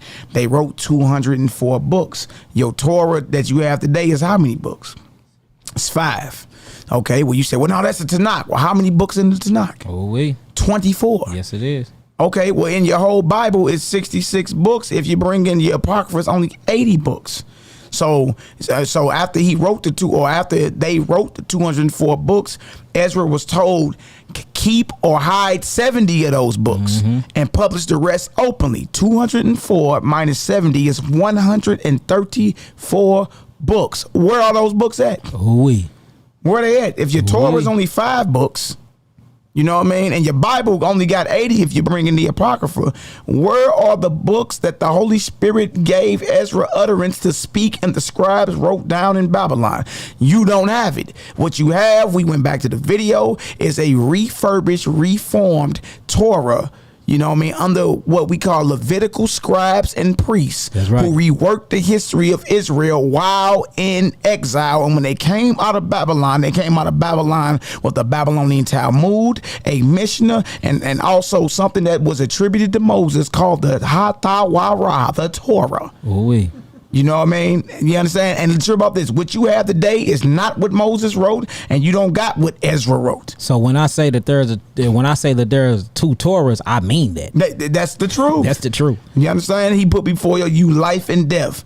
Choose the Torah or the law of life, y'all. And that even comes down to your diet. Fact. There's a living diet in what you call the Torah, and there's a death diet. That's right. That's just the truth, you know what I mean? So you don't have what Ezra wrote down or what Ezra spoke and the scribes wrote down. You have something else, you know what I mean? And what we done did was uncover the plot. And it ain't just us, you know what I mean? Look, the theologians, the ones with the PhDs who done studied our records straight tell you, look, this what it was right here. I know it's attributed to Moses, you understand? But no, what you have as a Torah is the work of several scribes. A whole lot of scribes with different agendas, and at times, you understand, these things are combined and passed off to you as if it's in chronological order, or if it's in sequential order, or one is just a deeper detailed breakdown of the other. No, they're actually a creation story from two different sources. Exactly. That's what's going on here. Exactly. Look, believe it or not, hey, we present the evidence. That's just what it is. Now, if you want to understand, I'm saying it again, if you want to understand the original Torah and what Moses was teaching, then you got to come up under the Messiah from Nazareth as he taught it to his 12 disciples who became apostles. That's right. You understand? To understand truly what Moses was given in the beginning, because it was Yahushua the Nazarene who was there in the beginning, speaking to him, speaking to Abraham and all that. Then he disappeared back into the invisible abodes. There it go. Look, that sound powerful. Law of life and not the law of death. We've been serving two different gods, and we've been mingling two different gods. We've been at feast days to the Most High, sacrificing of flesh and lamb to different gods. It's just the facts. You know, and look, wait till that origin of sacrifice come out. That's gonna blow y'all minds, boy. It's gonna blow y'all minds. All right, can we get this P perspective, the priestly perspective? Hey, y'all, if y'all want the actual presentation, then yeah, Nehemiah's in the chat. He gonna post his email again. Email him, and we gonna make sure y'all get it. The P's perspective, or the priest document. P, the priestly author, is very concerned with the rites and rituals of the Aaronoid priests of the Jerusalem temple. Hold on, let's read that again. The P, or the priestly author, is very concerned with the rites and rituals of the Aaronoid priest of the Jerusalem temple. No one, not Noah, not Abraham, offers a sacrifice prior to Aaron. Aaron's staff performs miracles, not Moses. You see that? Aaron does not make the golden calf, as in E.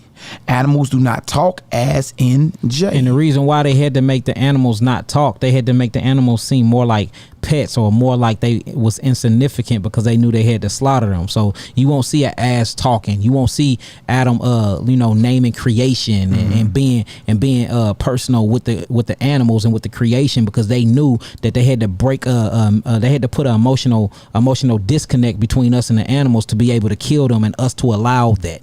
See that? So you would never see animals talking. You would never, in the pre-document, you never see them treating animals nicely. It's always just for killing. You know what I'm saying? Animals is just for killing, sacrifices, and food. So they had to change our relationship with the animals. Now, you will see animals being hostile and stuff like that, but you would never, ever, ever see nothing else. You know what I'm saying? Like in the P document, you got grizzly bears eating children. Man, look. In the P document, you got grizzly bears eating children. Me reading that at a young age, I automatically hated grizzly bears after that. I'm like, I want to kill them. See that? You look, this was psychologically done here, y'all. This is psychological warfare that the priest of Aharon was putting out. Let me answer this real quick. Oct 12 tribes athlete, can y'all give one example of feast days and how to observe them, how to properly observe them? Absolutely, bro. We gonna before we get done, y'all just remind me. We'll read how the Messiah observed Passover during his youth and what we call his last meal. You know what I mean? That way you can understand exactly, you know what I mean, how to get down. Absolutely, everything is a memorial. Also, the brother Yermiah Yehuda ben Yashar, he says Shaphan found a copper scroll that had been sitting in the temple for 800 years. They realized they weren't supposed to be killing innocent animals. The copper scrolls, and I got a book on the copper scrolls, bro. I got a whole book just on the copper scrolls. You see that? Like we didn't know that brother knew that. Yeah. We didn't know that brother knew that and was going to, you know what I mean, bring that out. We actually got that. I got that book talking about the copper scrolls, getting into the Aleppo and all of that. I got that. Yeah. See that? Yeah. Yeah, we look. There's so much information we got coming. Like, look, it's so much. It's gonna take us like months to get all this information. That's how much info. It's so overwhelming, y'all. We ain't just working with a little bit of sources here. We got look, the cup runneth over. Exactly. Exactly. But all praises, you know what I mean? And again, y'all, none of us can validate anything for you. You know what I mean? You got to get back to listening to the voice of the Most High. The voice of the Most High is what he's been speaking to you before you can remember. He communes with you all the time. Yes, he does. The voice of the Most High is not in a book. I know that maybe made some of y'all spill your yak. Yeah. Or your coffee. The word of God is the Bible. No, it's not. The word of God is his first begotten. Yeah, and his spirit, his ruach, it speaks to you. Facts. There's a reason why this is called the temple. You know what I mean? We just got to get back to listening to the voice of the Most High. That's right. Who has been speaking to us before we can remember. You know what I mean? And that's why I've been saying either what we saying ignites your spirit and gives you a hunger and a thirst to search these things out, or, you know what I mean, you know, chew on a brimstone sandwich and act as if what we saying is evil. Yeah. You know what I mean? And go do your own thing. Either it inspires you or it angers you, one or the other. If it resonates with you, come on with it, man. Yeah, facts. You know what I mean? And we ain't hide nothing, not even our sources. Nope. You know what I mean? If we had something to hide, we'd be all secretive. No, we showing books. We putting up books. Yeah. Well, I even named where I got some slides from and everything. Yeah. I even gave y'all the name of the lady, Christine Haynes. All of that. We ain't hiding nothing. This is out here. All right, let's read the rest of this off real quick. All right, Aaron does not P's perspective. The priestly author is very concerned with I read that already. Okay. Aaron does not make the golden calf as in E. Animals do not talk as in J. Okay. All right, let me move that again. All right, so what I put is the priest documents. Much evidence shows that it was written by the scribes for Kohen, or Kohanim priests, only concerned with the laws, the rites, the rituals, and the Aaronic priests of the Jerusalem temple. Exodus 20, Levi chapter 1, the whole book of Levi, Numbers chapter 2, and all chapters. Aharon doesn't make a golden calf, and E, of course, Aaron's staff works miracles, not Moses. That is Exodus chapter 7, verse 14, where it says that, and look, everybody think that Moses' staff and Aaron's rise were two different things. No, it wasn't. That was the same staff. But two different sources talked about it, and one was uplifting Moses and the other one was putting down Moses. One was uplifting Aharon like the priest was, and one was putting down Aharon, which is his lineage. Of course they wouldn't speak good about Moses. Look, they even had arguments when you get into the documents and get into all the facts. They had arguments about them being brothers or not. They had arguments about them being brothers or not, just like it's been arguments whether Christ was the biological son or not of Joseph. Right. All these things exist, family. We have to deal with these things. I mean, look, and going back 2,000 years, man, like, that's what I'm saying. What is it? A lot of our people getting mad in modern time, y'all. These are arguments that's been happening. Facts. You know what I mean? These are arguments that's been producing conflict. All you can do is decide what side you on, man. That's it. That's it. Yep. And then check this out. And then with the last point, Aharon keeps his sons separated from Moses and his sons. And that's all throughout the Torah too. You know what I'm saying? You'll see that Aaron and his sons is the only ones that can go back behind the holies of holies. All right. Now here go another one. This is another source, the P document. Could you read this, brother? P document. Priest documents. Much evidence show it was written by the priest. Speaks of God as plural and not singular. Elohim, powers. Polytheism opens the door for sacrifices to other gods. Israel learned this pagan customs from other cultures. Speaks of God as being cosmic and inaccessible. Making him inaccessible allowed them to keep the temple thriving, because in order to reach God, you had to go through Aaron and his sons. Always a gathering and assembling. Israel, governing Israel, capitalism, dictatorship, laws, rituals, washing, sacrifices, festivals, tithes. Speaks of God as being dreadful and harsh, to force temple worship and to serve with fear. The P created in the Babylonian exile of 6th century BCE. And them dates line up, and then I'm ending it with her. I'm gonna end it with, well, I'm not ending with her. I got one more after her. Let's listen to her one more time, and y'all go back and listen to the whole thing, because she had some dispositions, and she didn't really like Wellheinzen. So go back and listen to it. And she said that he was very hateful when it came towards the Jews, and she didn't believe that the Jews. She said even though it's conflict of evidence and everybody else saying the same thing, she didn't believe that the priests were doing all of that, but they was, and that's the reason why she's teaching this in her curriculum. So let's listen to it one more time. Glory, but what it refers to actually is a light-filled cloud. God seems to be the burning fire inside this light-filled cloud. He travels before the Israelites in that form, leading them through the wilderness and so on. That seems to be in the P source. P is also interested in covenants, in censuses, in genealogies. All of those sections, very often that link stories, are attributed to the P source. And because P elements often serve that kind of function as a bridge between stories, or very often P sources seem to introduce a story or conclude a story, the source critics felt that priestly writers were probably responsible for the final editing of the Bible, bringing together J and E and D and adding their materials and finally editing the work. Now, Wellhausen dated the priestly source to the period, the exilic period, to the period after the fall of the southern kingdom in 586, when the Babylonians have taken many of the Judeans into exile in Babylon. So P, J, and the narrative parts of P, J, and E are continuous parallel accounts of the history of the world, if you will, from creation until the death of Moses. Source critics believe that they have a uniform style, uniform vocabulary, uniform set of themes, and a chronological framework. So according to Wellhausen, and I've sort of schematized it chronologically for you up here, the priestly school drew together all of this older material, added some of its own editorial material, bridges, introductions, conclusions. Yes, the P source is most definitely works of Hashatime, man, I'm telling you. Of Leviticus and Numbers. And so the Torah, and they did this sitting in exile in Babylon, and so the Torah is really the result of 5 centuries of religious and literary activity. And this, of course, is a very, very different portrait from traditional claims about the authorship of the Pentateuch by one man, Moses, in approximately the 14th century. Oh, wait. Now, this is the last slide of this lesson, and then after this, we're coming out with the origin of the sacrifices, and we most definitely bringing out the conflict and war between Paul and Peter. Would you read this, my brother? Priestly source. This from Wikipedia, y'all. This from Wikipedia. The priestly source, or simply P, is perhaps the most widely recognized source underlying the Torah. It is both stylistically and theologically distinct from other material in the Torah, and includes a set of claims that are contradicted by 9 priestly passages and therefore uniquely characteristic. So, hold on. Do that say Wikipedia? That's Wikipedia. Did we write this? Nah. Come on.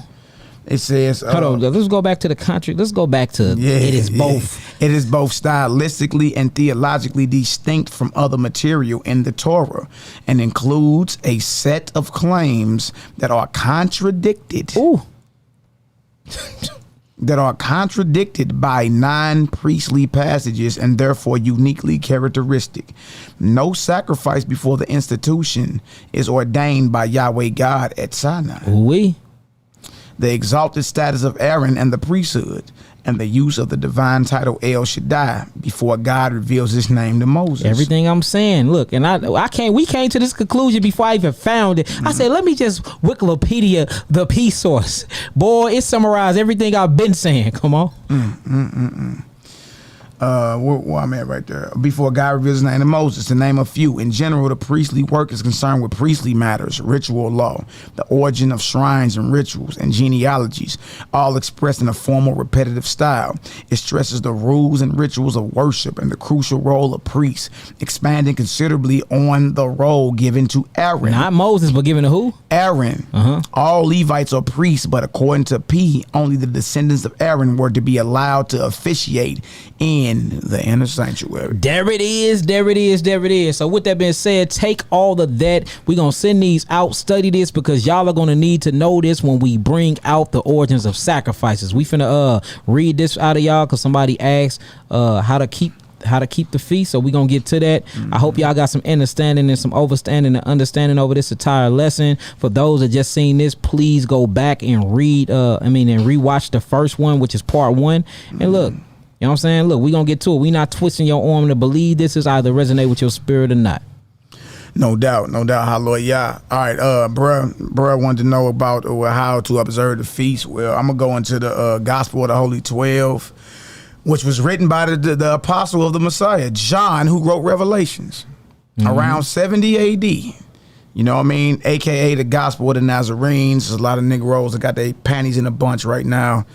You know what I mean? Mad 'cause we bringing these things out. But look, you'll be all right. All right. So the question would be basically, how do you keep a meatless feast? Mm-hmm. You know what I mean? Yeah. How do you do it? You know what I mean? Because, you know, even though there were brothers and sisters in the scripture who strictly stuck to Genesis 1 and 29, they had to be in there. Paul even was writing against them. He called them weak, didn't he? Yeah. Romans 14, Romans 15, he called those who eat herbs, he called them weak. Yeah. Okay, so you never ask yourself, well, how does those that only eat herbs observe Passover if they're not eating lamb? Ooh-wee. 'Cause a lot of brother, well, if you ain't eating lamb, you're sinning. No, well, according to Paul and his writings, there were people keeping feasts that didn't eat the Passover lamb, and he didn't say they were sinning, but he did call them weak, showing you all the shots that he was shooting at James and the Nazarites of Nazarene. But you know, that's gonna be in our lesson after the origin of the sacrifice when we start revealing the war between Paul and James. Man, it's deep. It gets deep, y'all. Hey, look, Paul and the appointed apostles by Messiah himself. All right, this right here is childhood. This is chapter 6 in the Gospel of the Holy 12, aka the Gospel of the Nazarenes, first century document before Council of Nicaea. All right, childhood and youth of Yeshua the Nazarene. Now, Joseph and Mary, his parents, went up to Jerusalem every year at the feast of the Passover, and they observed the feast after the manner of their brethren who abstained from bloodshed and the eating of flesh and from strong drink. Oh, we read that one more time. Oh, we.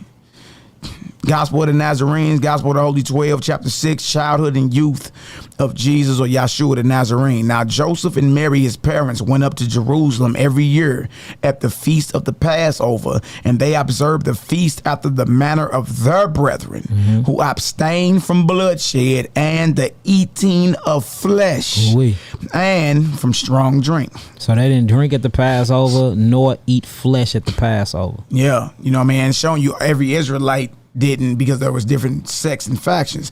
Everybody didn't observe the feast the same way because everybody didn't handle what you call the Torah the same way. Yeah, fact. Understand? Fact. Nazarenes who come out of the Essenes didn't eat flesh. That's just what it is. Look, all historical evidence points to that. Facts. All research points to that. They didn't eat flesh. You know what I mean? They stayed away from it. All right.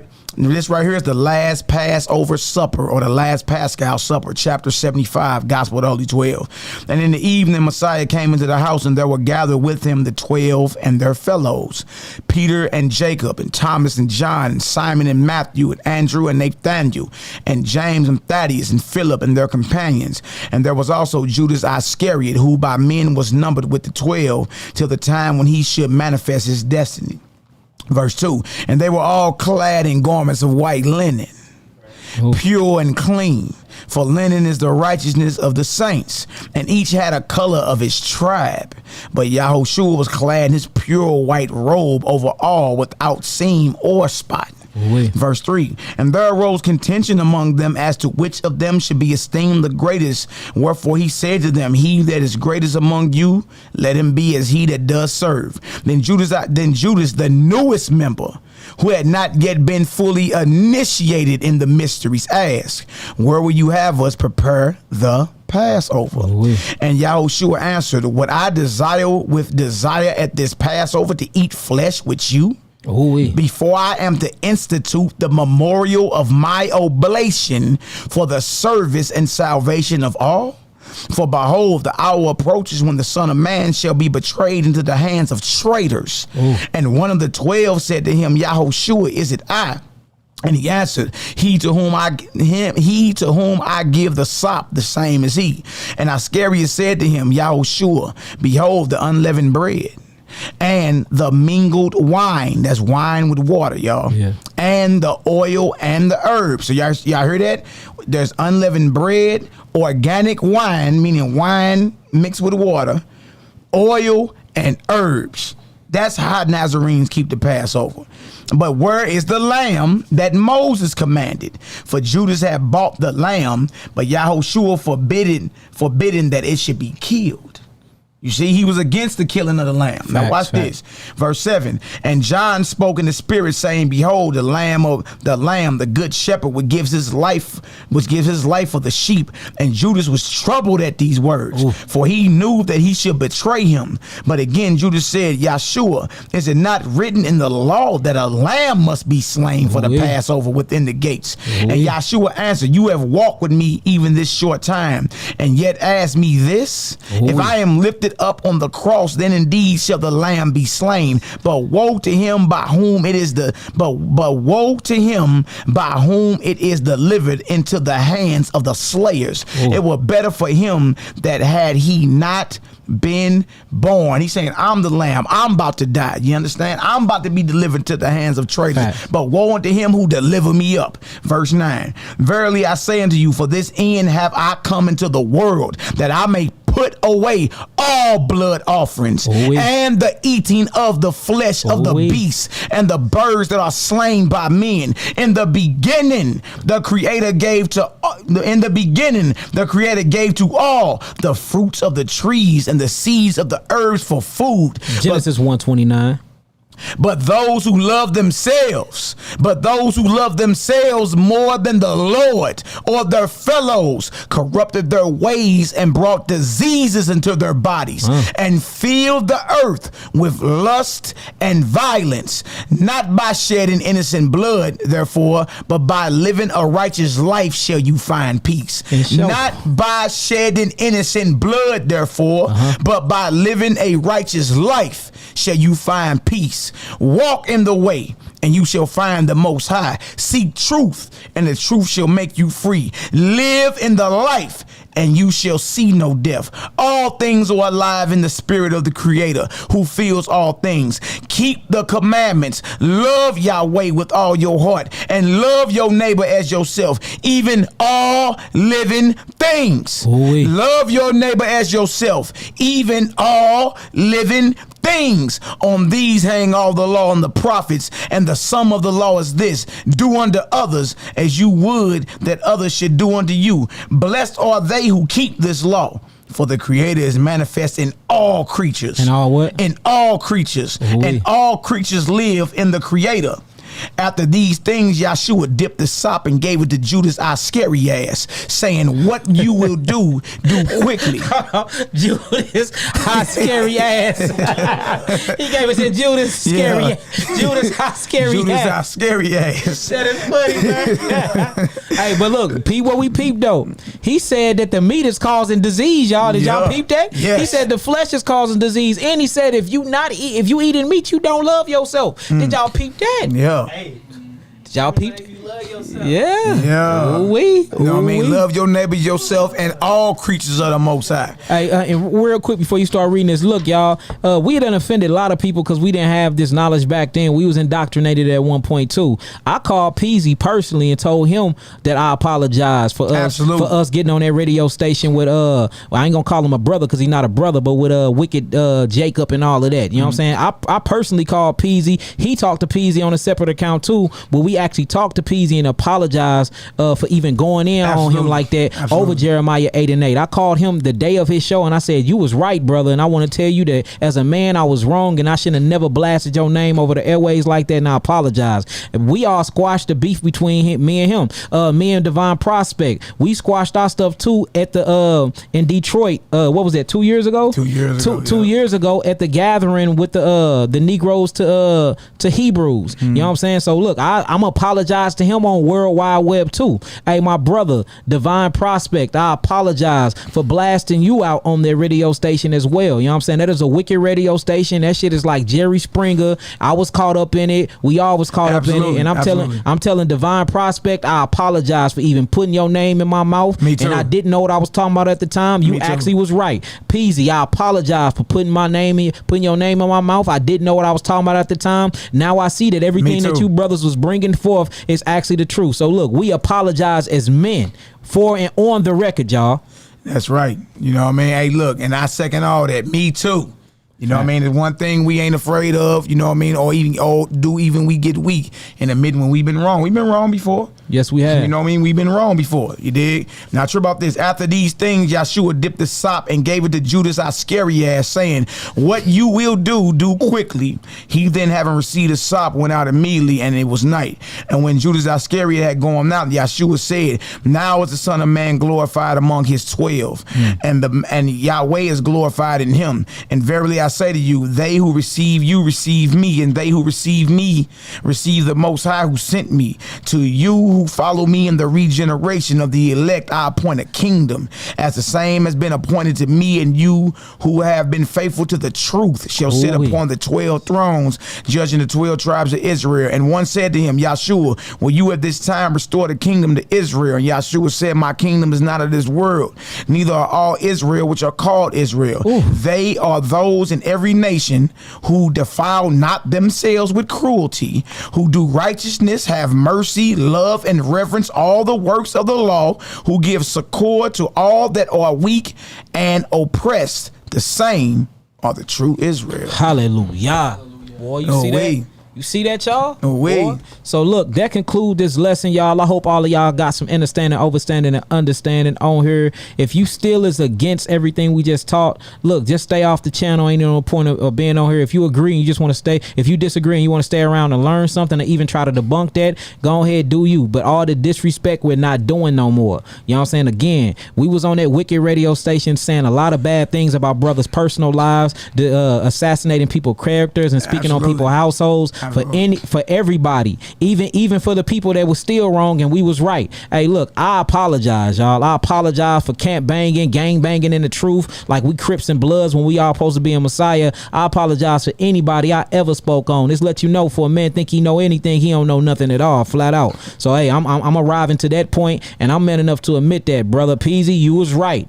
Straight up, Divine Prospect, Brother Ryan, you was right. Absolutely. You know what I'm saying? And on a lot of instances too, Zion Lex, brother, we talk all the time. Bro, you was right. Yeah. You know what I'm saying? I ain't talking about on the Messiah though. I believe in the Messiah wholeheartedly. You know what I'm saying? To the bone gristle, I believe in the firstborn and the first creation. I'm not talking about that. But everything else you was talking about, Zion, we talk a lot. Bro, you was right. Y'all was right, man. And look, a lot of it. Look, especially him and Ron Shields, man, they some of the top scholars in the nation. In the nation. You know Let's what keep I mean? it real. Yeah, when you get into it and start looking at certain things, you like, yeah, you know what I mean? Bro was actually bringing it out back then. So I second all that. I apologize as well. You know what I mean? And that's just what it is. You dig? And look, this is what y'all need to trip off of dealing with us. You know what I mean? Anybody coming against us, somebody is teaching life and somebody is teaching death. Keep it that simple. Yeah, you know what I mean? teaching life? Who's teaching life and who's teaching death? You know what I mean? And look, if we the ones that's teaching life, then you know what I mean? Hey, salute. They dig. If they the ones teaching death, mark them. Mark them. That's just what it is. You know what I mean? And again, you know, a lot of our enemies, they ratings about to go up because you know what I mean. They really ain't got nothing to talk about unless Malachi and Yaki in their mouth. You know what I mean? So, you know, y'all need to go ahead and be thanking us more than just running y'all mouth. Facts. You know what I mean? Because, you know what I mean? We help you fill your coffers up or whatnot. Facts. You know what I mean? But it don't matter, man. People can talk. You know, we used to that. We've been in war before. We've been in the hot seat plenty of times. You know what I mean? And truth be told, I'm comfortable in it now. You know what I mean? So it's all good, y'all. Peace, love, light, healing, and plenty more. Again, somebody's talking life, somebody's talking death. If you keep it that simple and just trip off what's being brought out, then you can arrive at a righteous decision minus the emotion. Facts. You know what I mean? All praise, glory. So with that being said, peace, love, light, healing, family. Peace to the gods, peace to the earth. Shabbat shalom, lakah, family. We love y'all. Hey, make sure y'all get with Nehemiah. You know what I mean? Get with Nehemiah if y'all want this presentation. We about to email it to him, and we gonna allow Nehemiah. Look at Nee over there. Nee, you got some work to do. Nee over there with them gold shots. hey, Nee over there like that. That Nee gonna email the whole thing out to y'all. That's what it's about, y'all. You know what I mean? Look, we sharing all our resources. You know what I mean? We ain't had nothing, and it's time to go ahead and jump back out here and study our body. You know what I mean? Hey, you may find something we ain't find. Yeah, facts. Let's get her done. And look, y'all. Hey, choose life, not death, man. Choose life, not death. I'm gonna say it again. Choose life, not death. And we just want y'all to live. That's it, family. So with that being said, we love y'all. Peace, love, light, and healing, family. Peace to the gods. Peace to the earth. Yo. Shalom lakah. Shabbat shalom lakah.